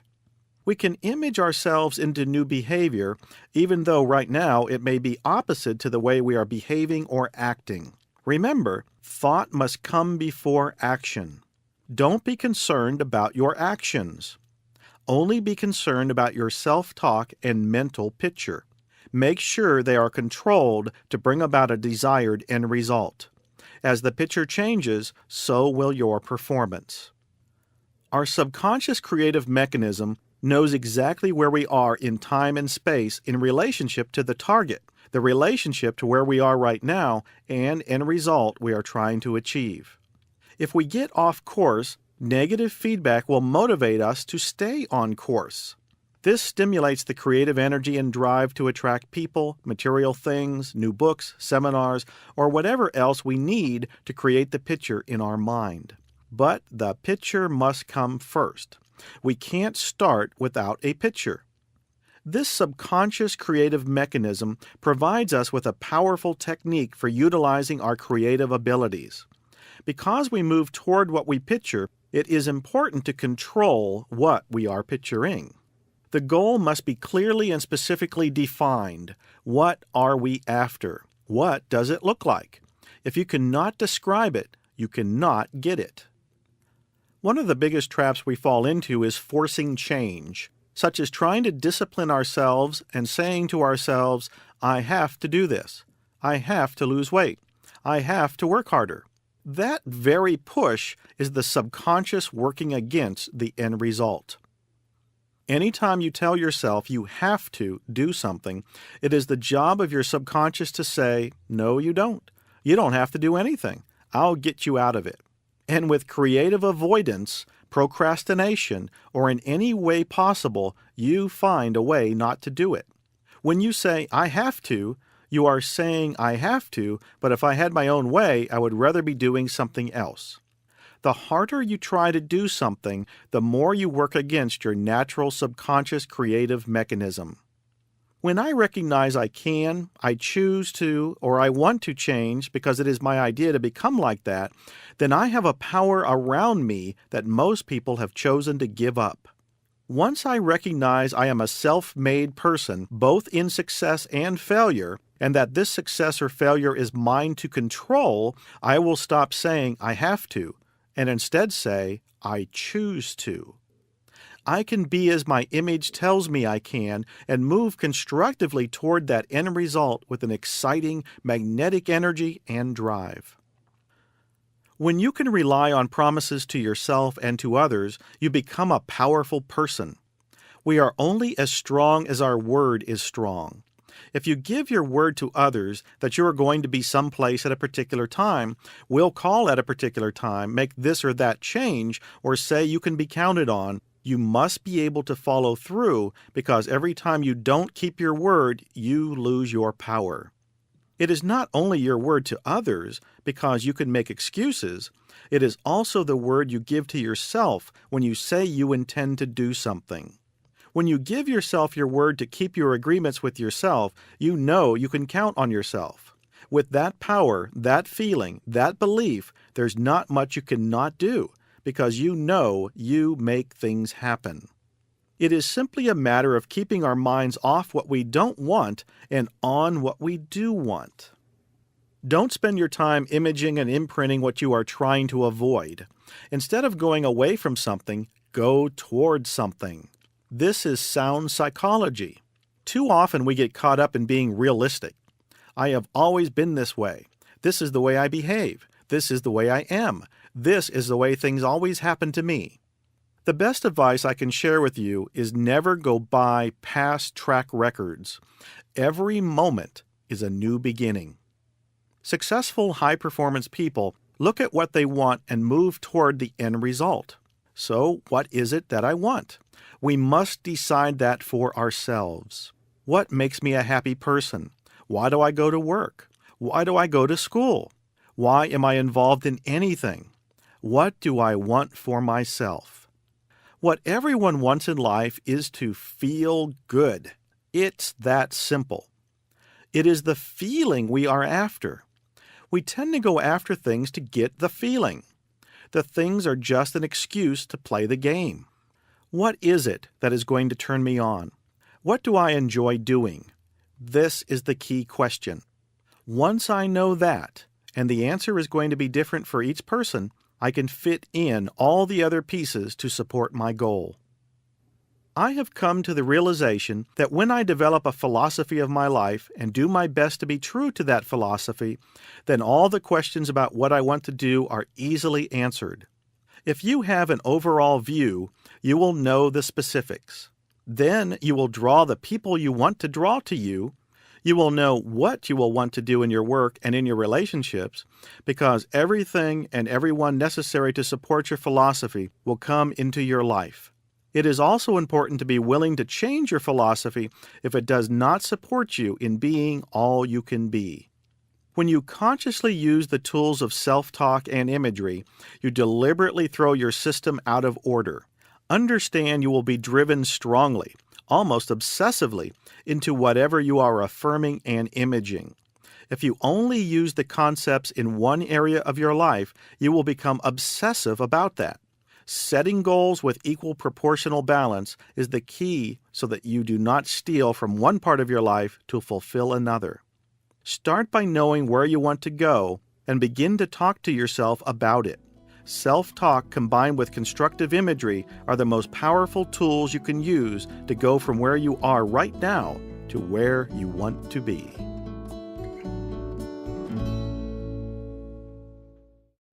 Believing is seeing. In this section, I want to give you some tools for becoming a powerful goal setter. The concepts and ideas in this section may change the way you approach your whole life from now on. There is a general belief that is commonly accepted in this culture. The belief is that seeing is believing. In essence, we must be realistic. If I can see it, then I'll believe it. We have already learned that human beings behave not in accordance with the truth, but in accordance with the truth as they perceive it to be. People who must see it before they can believe it, or must have concrete feedback before they will take risk, find it very difficult to grow and change. Most of their lives are spent waiting for something to happen rather than making it happen. We stimulate our creative energy and drive in direct proportion to our ability to use our imagination. However, use of our imagination is limited by our perception of reality. All of us have some natural limitations in perceiving reality, but we can expand our awareness of this reality. We are not limited by it unless we choose to be limited. In order to change this, we must be willing to take a good look to see if our perception of reality is perhaps limited or distorted. No two people have the same awareness or perception of reality. This accounts for the uniqueness of each individual. Although we perceive the same world, we interpret what we see differently. To the degree our awareness or perception is limited, our habits, thoughts, and actions will also be limited. Our awareness is simply a combination of all the experiences, impressions, and attitudes we have accumulated since birth. Our awareness can be summed up as our total life experience. Our awareness determines the clarity with which we perceive and understand everything that affects our life. It isn't what we know that gets us into trouble, it's what we think we know that isn't so. Everything that happens in our life is filtered through our awareness. We then act in accordance with our present level of awareness. If our awareness is faulty, our actions will be faulty. Every decision we make and every action we take is based on our level of awareness at any given moment. In order to be all we can be, we must constantly work to change and expand our level of awareness or our perception of reality. One of the faulty perceptions in most people's awareness is that seeing is believing. But the truth is, because we can't see it, it doesn't mean it is not there. The reason we don't see opportunities or solutions is not because they aren't there or because we can't see, it is because we haven't determined what we are looking for. Rather than wait to see before believing, we must first set our goals before reality will change. When we set a goal, our brain-mind functioning together, which is a natural filtering device, will work to our advantage to attain our goal. The first thing we must do is ask, what is of value to me? What attitudes or opinions are important or valuable to me? What am I looking for? What is it that I want? What end result do I want? These questions and their answers play a very important role in your success. The interplay between your brain and mind, your brain-mind functioning, will not support you in obtaining your goals until it clearly understands exactly what you want. The information will not get through until you can answer the question, what do I want? Wrap your mind around this idea. You must know what you want before you can become aware of how to get it. By determining first what is of value to you, you automatically let information that is important to you filter through. You will increase your awareness of valuable opportunities and information that will help you obtain your goal by knowing exactly what you want, exactly what kind of house, job, car, income, client, relationship, etc. Our brain-mind functioning naturally filters out any information that is not of value to us or does not pose a threat to our security.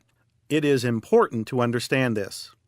Any information that is not of value to you or does not pose a threat to your survival does not get through to you. It automatically gets filtered out. Like a spam filter on your email, the brain-mind functioning together screens out thousands of messages and allows those messages or information to get through that have value to you.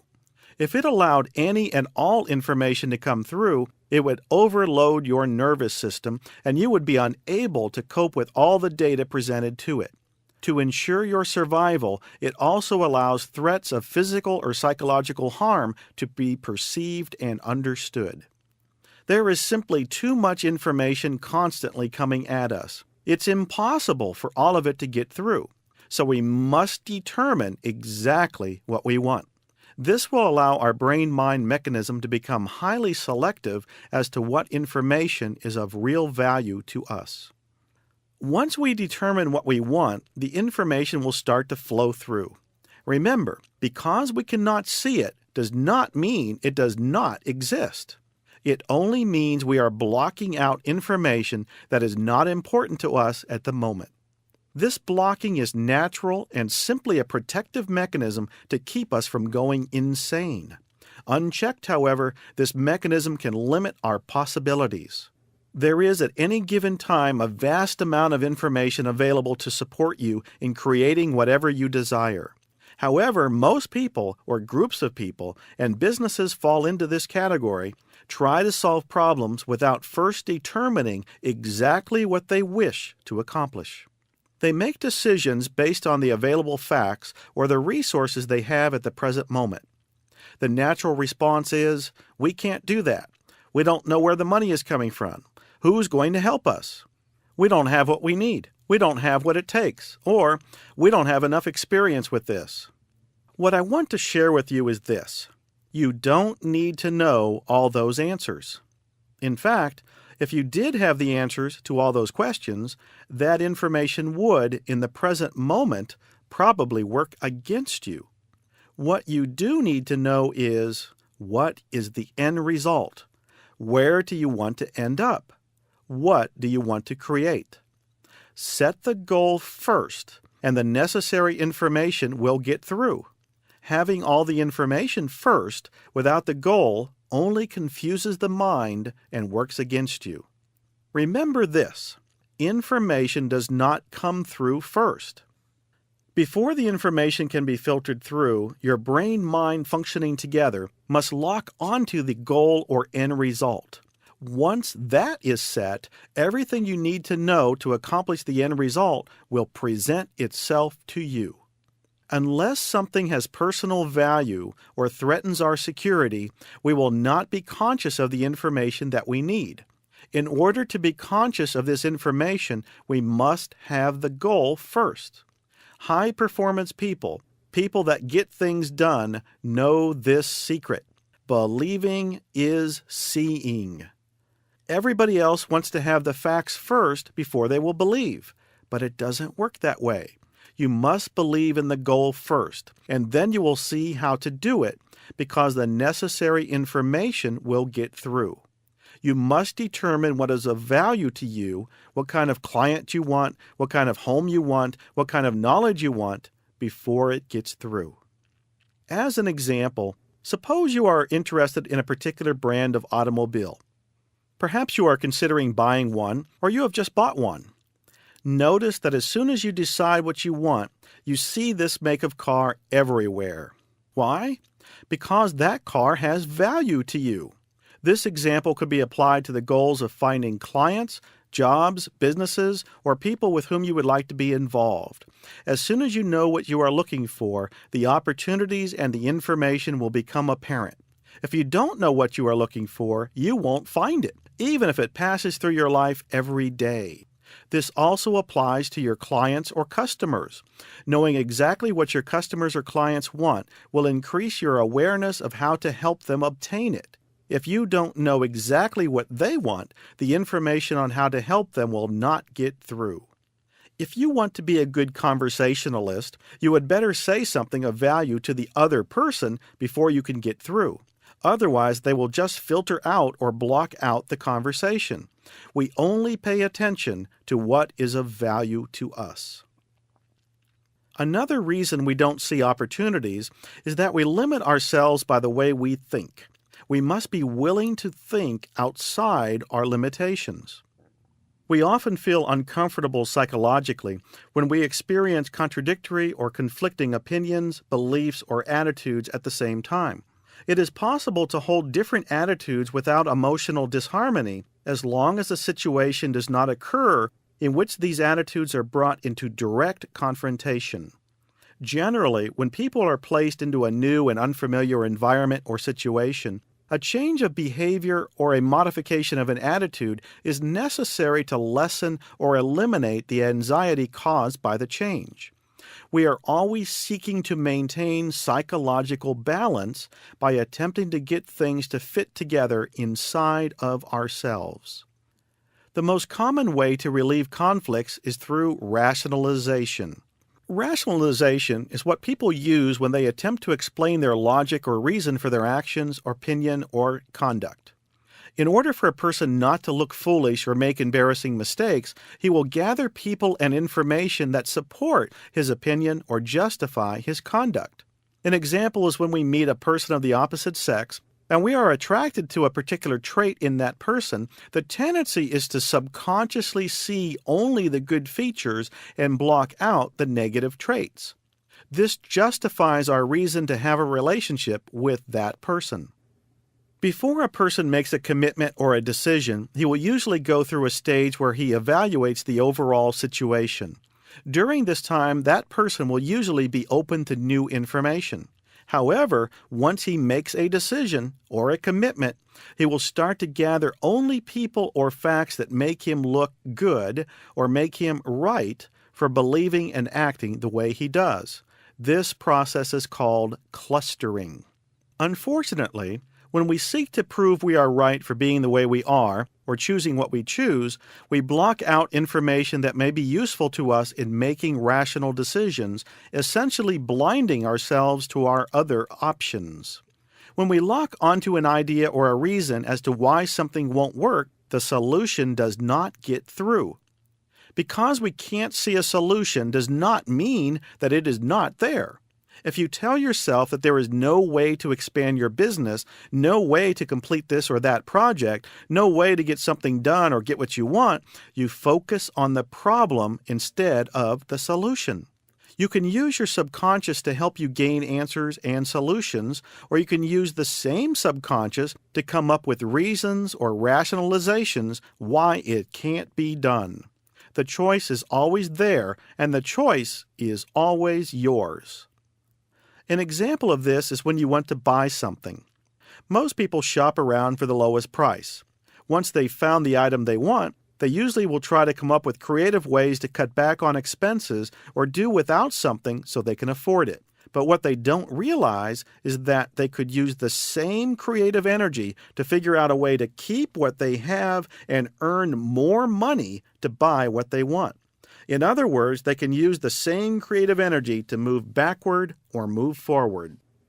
When fear sets in, we very easily rationalize why we should retreat, give up, cut back, or why we can't do something. Are you using your energies trying to figure out what things aren't available to you or can't happen for you, or are you putting your energy into how you can make them happen?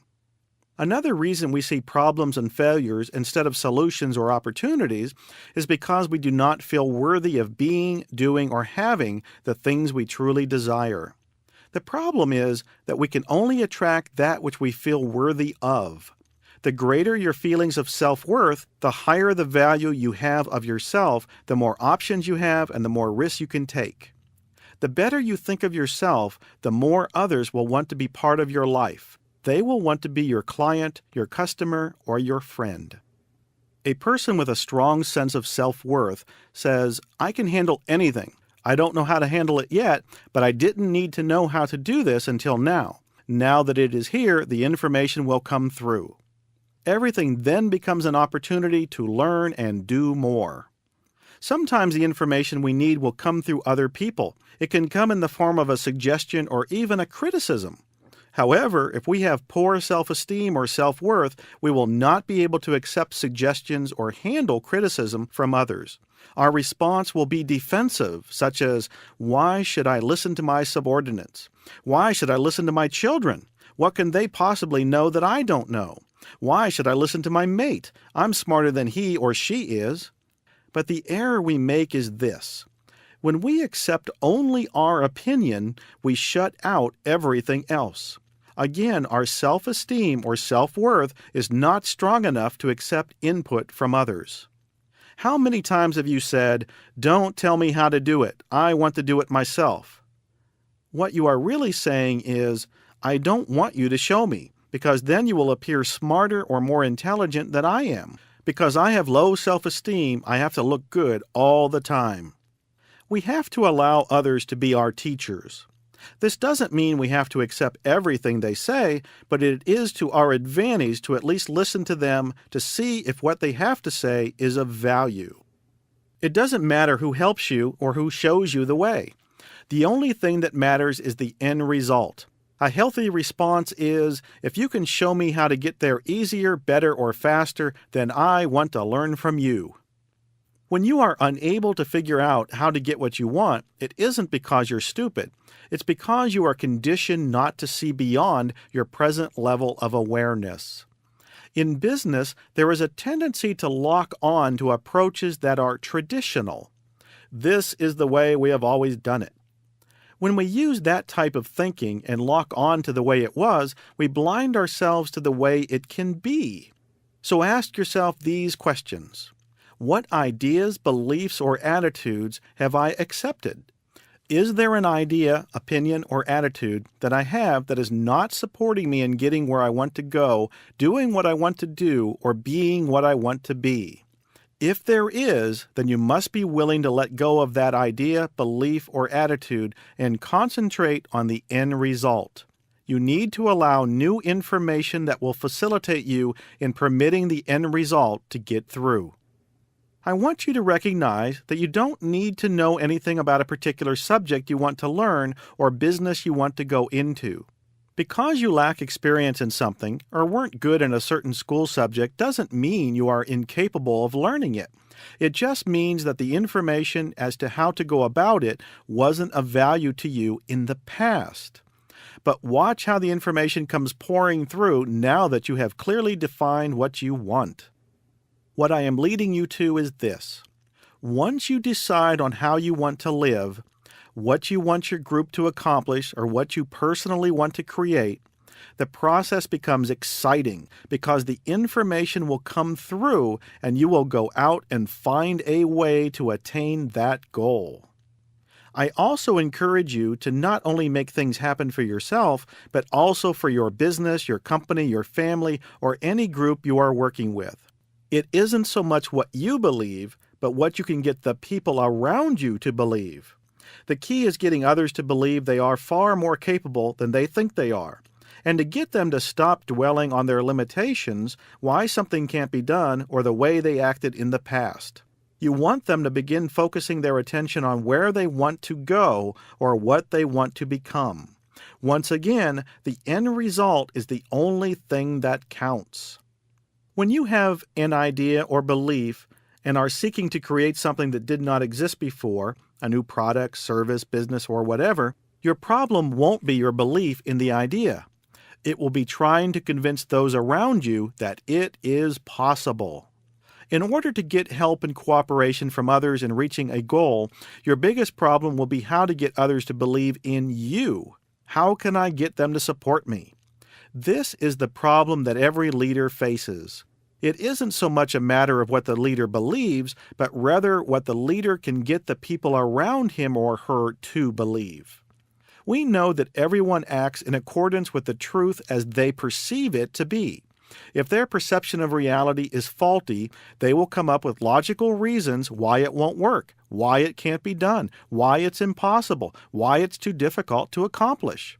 Remember, they are not intentionally trying to sabotage you or hold you back. They are acting in accord with the truth as they perceive it to be. The challenge is how to lead people to believe that they can do more than they think they are capable of doing. Perhaps you can see that your children have potential, but it doesn't do you any good to see their potential if they can't see it. Perhaps you can see your employee's potential or your mate's potential, but it is meaningless until they can see it, because they must act in accord with the truth as they perceive it to be. Good leaders, parents, and mates are able to help others to change their level of expectation to change what they believe is true. They are able to motivate them to believe in something that they did not believe before, and then help them to self-talk and image that belief into reality. In order to do that, you can't just ask them to blindly follow you. People today are too sophisticated for that. As children, we do it because we live on faith, but very soon we become logical adults and we want logical reasons. We have to teach others how to create from an idea, how to use the tools that we are learning throughout this recording. If they are not willing to use the tools, they will do everything they can to prove they are right in believing what they believe, and in the end, they will either try to sabotage you or try to stop you to make themselves right.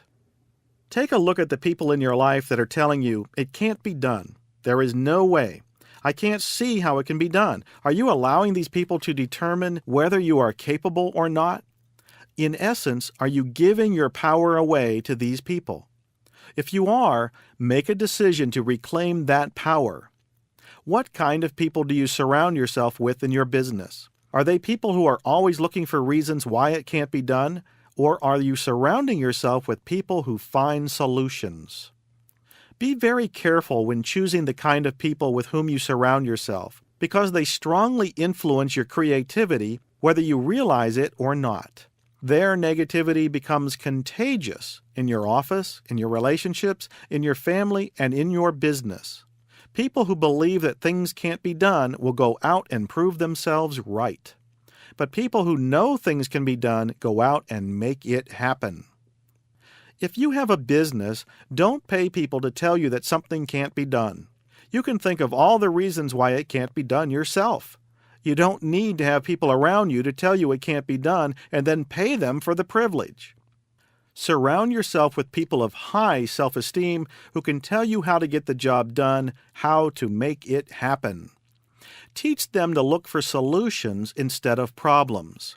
Every strong leader sets a goal and then does whatever is necessary to make it happen. If you educate the people around you to start setting goals based not on what is available, but on what it is you want to accomplish, you will be a strong leader, and the people around you will become high-performance people. In order to experience growth or change, we must learn to alter our level of expectation. To change our expectancy level, we must have a strong belief in ourselves and our goals. We must know we can take an idea and make it happen. Everybody else wants to see it before they believe it, but you must believe it before you even see it. As you have more faith in your own power, you will transmit this to others. With this knowledge of your own capabilities and those of the people around you, you can do things that to others seem unrealistic or impossible. What this all boils down to is having the ability to accomplish tasks that others find difficult or impossible. How many goals have you set based on what was apparent, on what you can see, what you have, and what you think is realistic? Don't base your goals on what you have or what you have done, but on what you want and where you ultimately want to go. What we are talking about here can be summed up in one word: faith. Faith is not something religious or esoteric. It is a sound psychological and physiological fact. When you understand how the brain-mind functions together, you know that faith, which is believing before seeing, is the natural process of creation. When you understand that it is your belief or faith in your ability to create that determines your results, you are then able to go out and accomplish tasks that other people think are impossible. You simply set your sights on what you want and then allow the information that will enable you to go out and create it without stress and without effort to come through. The reality is that whatever you are looking for is at the same time looking for you. It all starts with believing before seeing.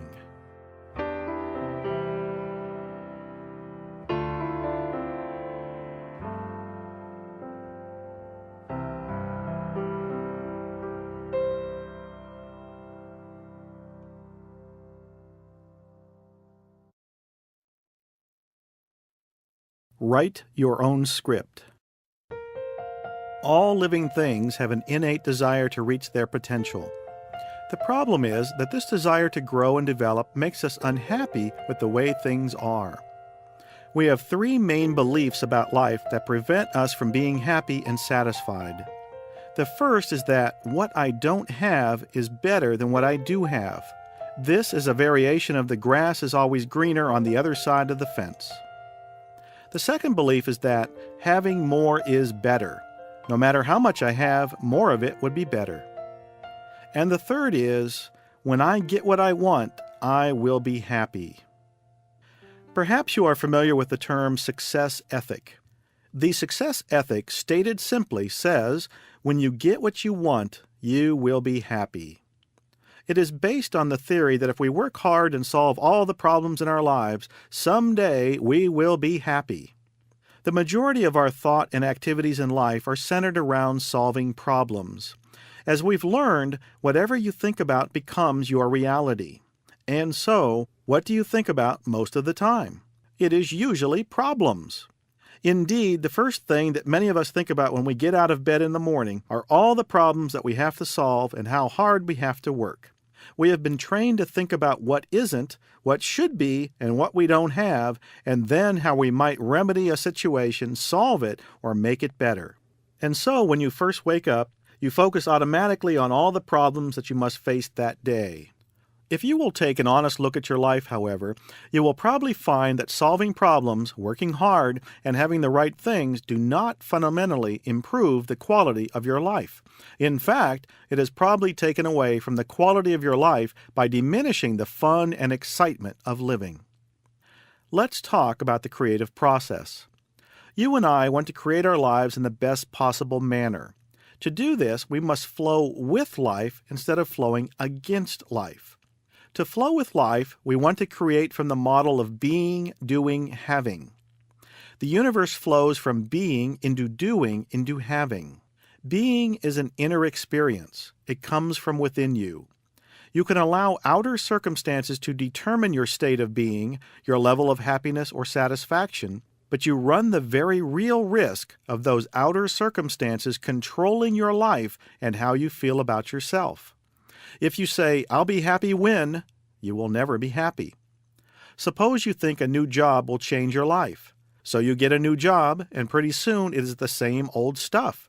You have to deal with people, handle responsibility, meet deadlines, and work with others who are not as enlightened as you. That is the reality of it. You then realize that this job didn't make any major difference in the way you feel, so you have to find something else to make you happy. Maybe you think a new mate, a new home, having a baby, or making more money will change your life. And so eventually you get all those things and you are still not happy. The reason is simple. Nothing outside of ourselves will ever make us happy, because happiness is an inside-out experience, and it starts at the being level. We have talked about how the universe flows from being into doing into having. But unfortunately, this success ethic, which most people are using to create their lives, flows from having into doing into being. The success ethic states that if you have the things that happy and satisfied people have, you will do what happy and satisfied people do, and then you will be happy and satisfied. Is this really true?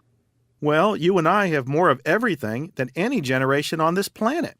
We have more time to do what we want, more money to spend on what we want, and we are more technologically advanced than any civilization in the history of this planet.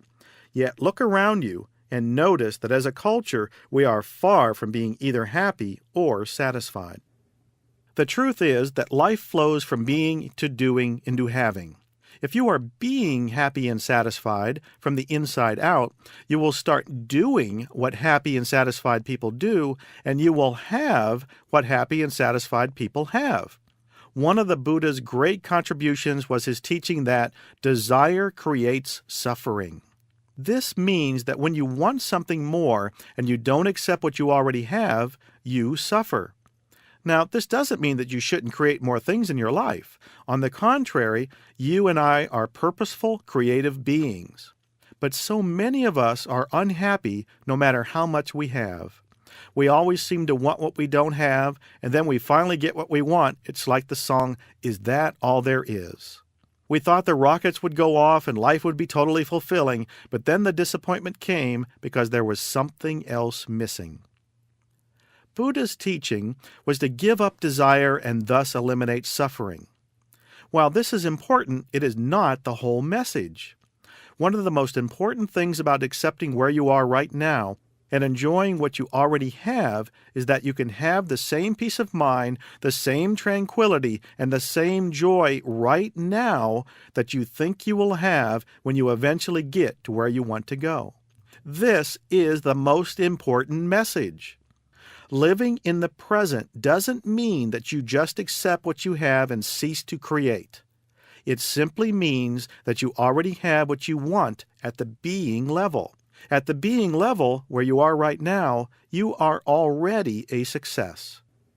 Most people's lives are about getting something, and the truth is there's nothing to get. All we have to do is to be. The being produces the end result. It is imperative that you understand that the doing and having parts of your life are not what determine the quality of your life. The being aspect is what determines the quality of your life. Who you are, your conscious perception of yourself being, controls what is happening to you. When you focus your attention on solving problems and trying to make things better, something very interesting happens. You miss what you already have. So the only way to find happiness and satisfaction is to enjoy what you have right now. Again, I am not saying that you shouldn't set goals or make plans. What I am saying is that you should enjoy the present moment because this is all you have. Create for tomorrow, but live in and for today. We only have two choices in life. The first is to enjoy what we have today, and the second is to have anxiety about what we don't have and focus on tomorrow, hoping it will be better.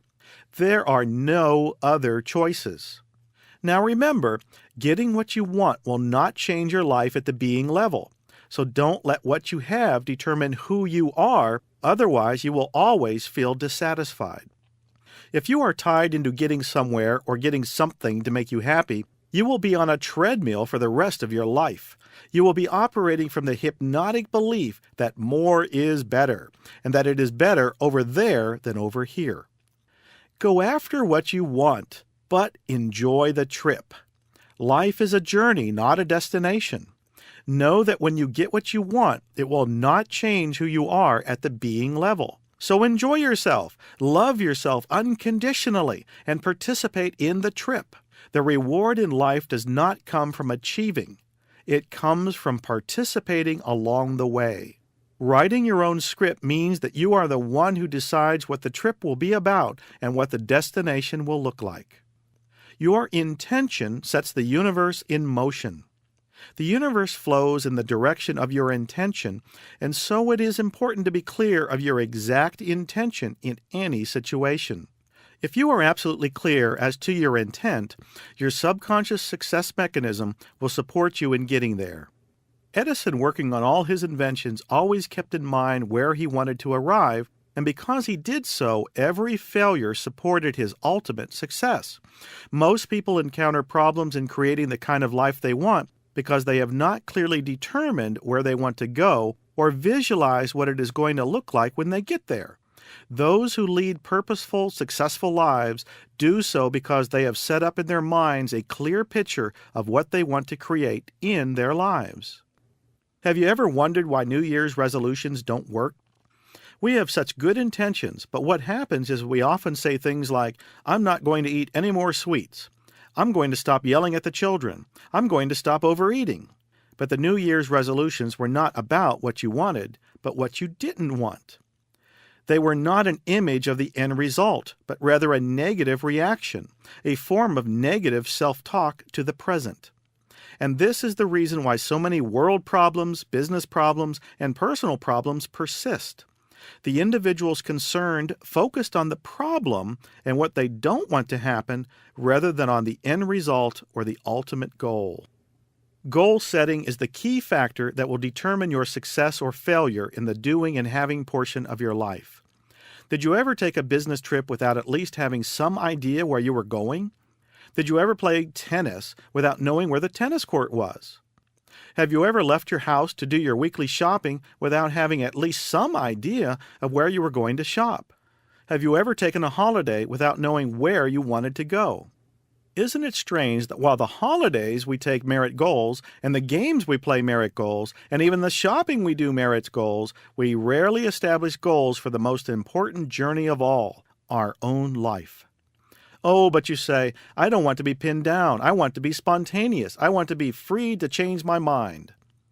Well, sometimes we mistakenly think that freedom means avoiding commitment. We fear that if we commit to something, it will own and control us. And so we avoid being the cause of our life and avoid making commitments. We say, "I want to be free." But notice how our avoidance of commitment and responsibility keeps everyone around us in prison, not really enslaved, but in confusion, not knowing what they can count on until we make the decisions. In such a relationship, no one can truly win. True freedom actually lies in our ability to make choices and commitments. The question we have to ask ourselves is, what do I really want? Start from the position that, at some level, you absolutely know what you want. At some point, you have to make a decision. Keep this in mind. If you don't decide, someone else will decide for you, and their decision may not be what you truly want. You've heard it said that no decision is a decision. Hidden within indecisiveness is the goal of always being right. As long as we don't know what we want, we will never be wrong, never make a mistake, and hence we will never be disappointed. We have been programmed since childhood not to make mistakes. By being indecisive, we can remain a child. The moment we decide to take charge of our lives is the moment we really leave home. Once we start making decisions for ourselves, we are on our own. It is safer not to make decisions, to be passive, childish, and to take our cue from others. Making a decision always reveals something about you. Making a decision tells people who you are. And so, making a decision is essentially divulging a great secret. If your purpose in life is not to reveal who you are, then you will always remain undecided. Another reason for indecisiveness is the fear that we may have to give up something. For example, if you want to take a vacation to Hawaii, it means you have to give up going to the Bahamas at the very same time. To choose one goal means you may have to give up others. If you decide on a certain way, it means you may have to give up other paths. It means you can't be everything, do everything, and have everything at the same time. It means you can't please everybody. When you make a choice, you run the risk of rejecting the values of certain people. They may see you as you really are, not the way they want you to be. In other words, not like them. So by doing nothing, you may be able to retain the love and approval of different people whose values contradict each other, and your indecisiveness helps you to avoid trying to reconcile situations that can't possibly be reconciled. Everything in life is a matter of choice. There are only two things we have no choice about. We cannot avoid these two things no matter how hard we try. The first is that we must die. Death is an absolute certainty. And the second thing we have no choice about is that we must live until we die. Now understand this. Everything else in your life that you think you have to do or are forced to do is a choice. You and I do everything because we choose to do it. We can't change the fact that we are going to die or that we must live until we die. But we can change anything else because everything else is a choice. Look at all the areas of your life and realize you do everything in your life because you choose to do it, not because you have to do it. Remember, the only two things you have no choice about is you have to die and you have to live until you die. Period. Look at where you are in your life right now. Where you are is where you want to be. Consciously or unconsciously, you have made a choice. If you want to go anywhere, you must first understand where you are right now. Many people lie to themselves about where they are and they deny their situation in life. But it is absolutely essential that you acknowledge where you are before you can move on. Is your life working the way you want it to? Are you where you would like to be? Do you have the things that you would like to have? If the answer to any of these questions is no, then take a look at your payoff for being where you are. What pleasure do you get out of denying yourself? What pleasure do you get out of being unhappy? What pleasure do you get out of being uncomfortable and not belonging? What pleasure do you get out of thinking in terms of lack and limitation? It is important to remind yourself that everything that you do in life, whether it is positive or negative, is attached to a reward or a payoff. So look at your payoff. Observation is the first step in changing anything. When you observe, you are taking the first step toward freedom. And as you observe, you begin to see your own patterns of thought. You have to tell the truth about where you are before you can move on. If you are in pain, admit it. If something is not working, admit it. This is the fundamental principle of Alcoholics Anonymous. You must first acknowledge that you are an alcoholic before you can recover from alcoholism. So look at where you are right now and then decide where you want to go. Let your mind be open to new possibilities. Remember, at the being level, you are total power and you can create anything that you want. Think about what turns you on. When was the last time you really felt turned on? When was the last time you felt enthusiastic or stirred up by something? How about a half a dozen times before that? If you can answer these questions, you have some powerful clues to what you really want. If your response is that you almost never feel turned on, then you are living in denial. When you are free to choose, how do you spend your time? Is there some kind of activity that keeps you interested? Whatever reason that you might give yourself for doing it, you have an important clue as to what you really want to do. On the other hand, if you find yourself in your free time doing nothing but sleeping, daydreaming, or watching television, that is a pretty good sign that you've not allowed yourself to experience what you really want. If you were relieved of all practical considerations, including financial considerations, and if all the possibilities were open to you, what would be the first thing that you would do? What would be the next thing that you would do? What would you do with your life if this happened? This question can be fun because it helps to make your fantasies conscious. Perhaps you even have a fantasy that keeps coming back. Take a look at those fantasies and choose something. You can always change it if you don't like it. You are only committed to it for as long as you want to be committed to it. So make a choice. Start creating what you want in your mind. Have the total experience in mind first. Feel that way, be that way, and imagine it happening just the way you want it to happen.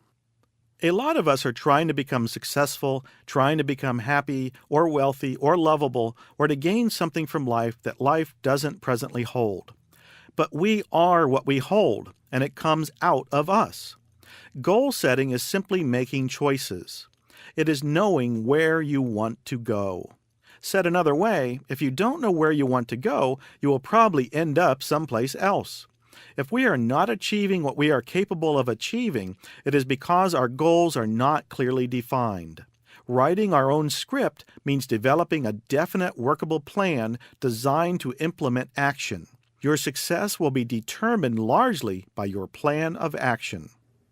Writing your own script also means, quite literally, that your plan should be written down. The kinetic action of writing will further impress your subconscious. Your written plan will give you the courage to follow through and help you to eliminate obstacles, distractions, and interruptions. It will also serve as a yardstick for progress. You will be more aware of how far you have come and how far you have to go. Many psychological studies have shown that a person's motivation is at its highest when he or she has some way of measuring accomplishment. Writing will crystallize thought, and thought motivates action. It reinforces your commitment to the attainment of what you want. It will remind you of your objectives, and each time you review what you have written, you will be reminded of what you want and why you want it. You will be greatly rewarded for doing this. Also, you will conserve time and energy because you will always know where you have been, where you are, and where you are going. And when obstacles get in your way, your written plan will help you to reevaluate and get back on track. Freud said that goals cause frustration and anxiety, and he was against the establishment of specific goals. Viktor Frankl, on the other hand, said that we cannot live without goals because man's basic nature is to be goal-oriented. As far as I am concerned, they are both right. The biggest mistake that people make is aiming too high or accepting too much too soon. Now, I'm not saying that you can't have it all. I'm merely suggesting that if you are going to be a tennis champ, it might be a good idea to first learn how to hold the racket and hit the ball across the net. So goals are not promises, but commitments. They are not wishes, but visions. We do not hope our dreams are going to find us. We find them. Goals don't start in our brain, they start in our heart.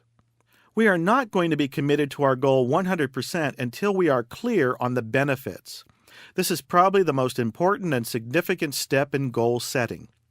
If you are working in a job, or you are in a relationship with someone, or if you are expending any effort in your life and are not sure of the benefits you will obtain, you will have greater difficulty maintaining the necessary enthusiasm, persistence, and dedication.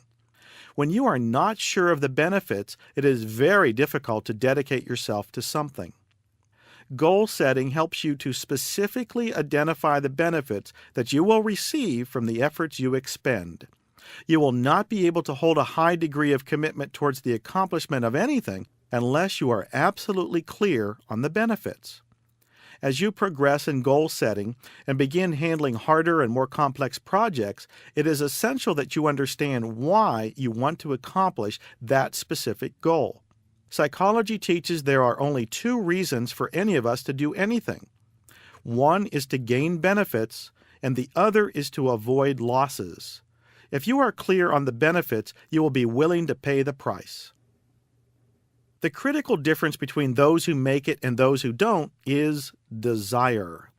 Rewards create desire. So spend a lot of time outlining benefits and rewards. A goal can be defined as something that has an inherent or built-in reward upon its achievement. If your goal has no inherent reward, you do not have a goal. If your written plan does not clearly set the benefits and the rewards that come upon the attainment of the goal, you will miss the most important ingredient, a motivation to action. No reward, no action. You can solve any problem in life by saying what you want, the specific end result. As soon as you say what you want, the first thing that you are going to experience is the feeling that it can't be done. I don't know how to do it. I don't know how it is going to work. I feel helpless. Who is going to help me? Where am I going to get the money? What if this doesn't work? What if I fail? This is your subconscious mind trying to protect you from an imaginary loss. When you say you want to do something, everything unlike it will come up for you to evaluate and diffuse. All your fears and doubts will surface. If you will center your thoughts on what you want to happen, which is the goal, instead of what you don't want to happen, which is the obstacle, you will overcome this negative feedback. The successful accomplishment of any task is determined at the being level prior to the actual beginning of the task. In other words, believing that you can do it before you do it. We cannot sustain a mental image of a goal that is inconsistent with our beliefs. Be realistic about the possible obstacles and roadblocks. Ask yourself, what circumstances or conditions may prevent me from achieving this goal? Your answer to that will outline what you will have to overcome to obtain what you want. Some of the obstacles and roadblocks may be simple. Some may be more complex. Many people do not do this because they think it is negative to focus on obstacles and roadblocks. But it is important to understand that you won't get where you are going until you know who or what is standing in the way of your achieving your goal. So write them down and make a list as complete as possible. Some of the obstacles will just take care of themselves without your attention. The biggest mistake people make in goal setting, however, is to gloss over roadblocks and obstacles that should be recognized before they get started toward their goals. You may not be aware of them all, but the more prepared you are, the easier it will be to handle them. As you complete this process, the natural tendency will be to become a little discouraged, and perhaps you will lose some of your enthusiasm. You might start to focus on all the effort necessary to overcome your obstacles and roadblocks.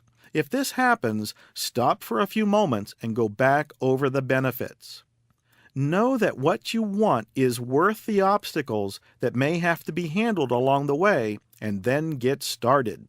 Know in your mind that you always have the choice to stop or to continue with your plan. You can change your mind at any time you want. But for the moment, the important thing is to get started. Don't get locked up into the ultimate goal. Just concentrate on the next step. Take it one step at a time. Most people become overwhelmed by the overall goal and give up. Use the overall goal as a point of reference, but concentrate on the steps. The one step at a time principle is important in achieving goals. Even the largest goals are obtained one step at a time. Once you are aware of the obstacles, you will find the awareness alone will go a long way toward finding the solution, because knowledge is power. The solutions and cost of overcoming the obstacles will become quite obvious. For every obstacle there is a solution, and the solution is always available because the answers are with us. You do not have to look outside of yourself for the answer. If you know this, you will be guided to the right person, the right place, the right book, or the right situation that will help you to overcome your obstacles. Develop this belief system. I know what I need to know. You know what to do, and you know how to do it because your higher self or internal guidance system will guide you every step of the way. All you have to do is be open, responsive, and receptive to the answers. In doing so, you will cease to see obstacles as limitations because you will know that who you are is greater than any obstacle. When you combine your wants, benefits, obstacles, and solutions together in writing, you will gain a tremendous feeling of power and excitement. It will also help you to see that most of your limitations are self-imposed. Timing is also an important factor in the achievement of any goal.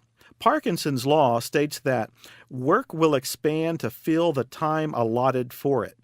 For this reason, among others, we have to have a time frame or time limit on our endeavors. Unfortunately, this is one of the steps that most people consciously or unconsciously delete from their plan of action. A deadline for action is of the utmost importance. It is the essential activating mechanism. When you set a deadline for the accomplishment of a goal, not only do you act on the deadline, but also the deadline acts on you. So any goal must state a specific date upon which it will be accomplished. Therefore, a statement such as, I hope to lose 20 pounds during the next 6 months, should be revised to state, I will weigh exactly blank number of pounds on or before whatever the date is. This statement says exactly what you are going to accomplish and when you are going to accomplish it. It doesn't emphasize the loss of something, but rather the attainment of a specific goal, the weight of X number of pounds. If you work within a time frame, your thinking, action, and reaction will be more precise, and you will act with more urgency. It will enable you to eliminate distractions, think more clearly, and be more creative. The reason for this is simple. You won't have time to worry about non-essential activity. Balance is important when working with deadlines. Your deadline should be the slave, not the master. If through some unforeseen circumstances your deadline is delayed or has to be changed, just relax, readjust, and reset the deadline. There will be times when you may have temporary setbacks, but learn to distinguish a setback from a defeat. A setback is temporary. A defeat is permanent. If you are willing to handle the setback, you will not have to be concerned about the defeat. Most people do not successfully implement goal setting because they do not weigh up the benefits, rewards, obstacles, solutions, and cost. If you will commit yourself to working through all of those steps, you will stay on track, and you won't get overwhelmed by the size or the details necessary to your goal's achievement. You will learn to keep your attention on the specific steps that, when put together, will allow you to achieve the entire goal. A primary factor in the successful use of goals is positive feedback. Without positive feedback, you will not continue to use goals. So always keep a list of the goals that you accomplish, including the obstacles you overcome along the way. Buy a special notebook for this purpose and refer to it often. As you complete your goals, file your written worksheets in the back of your notebook and review them periodically.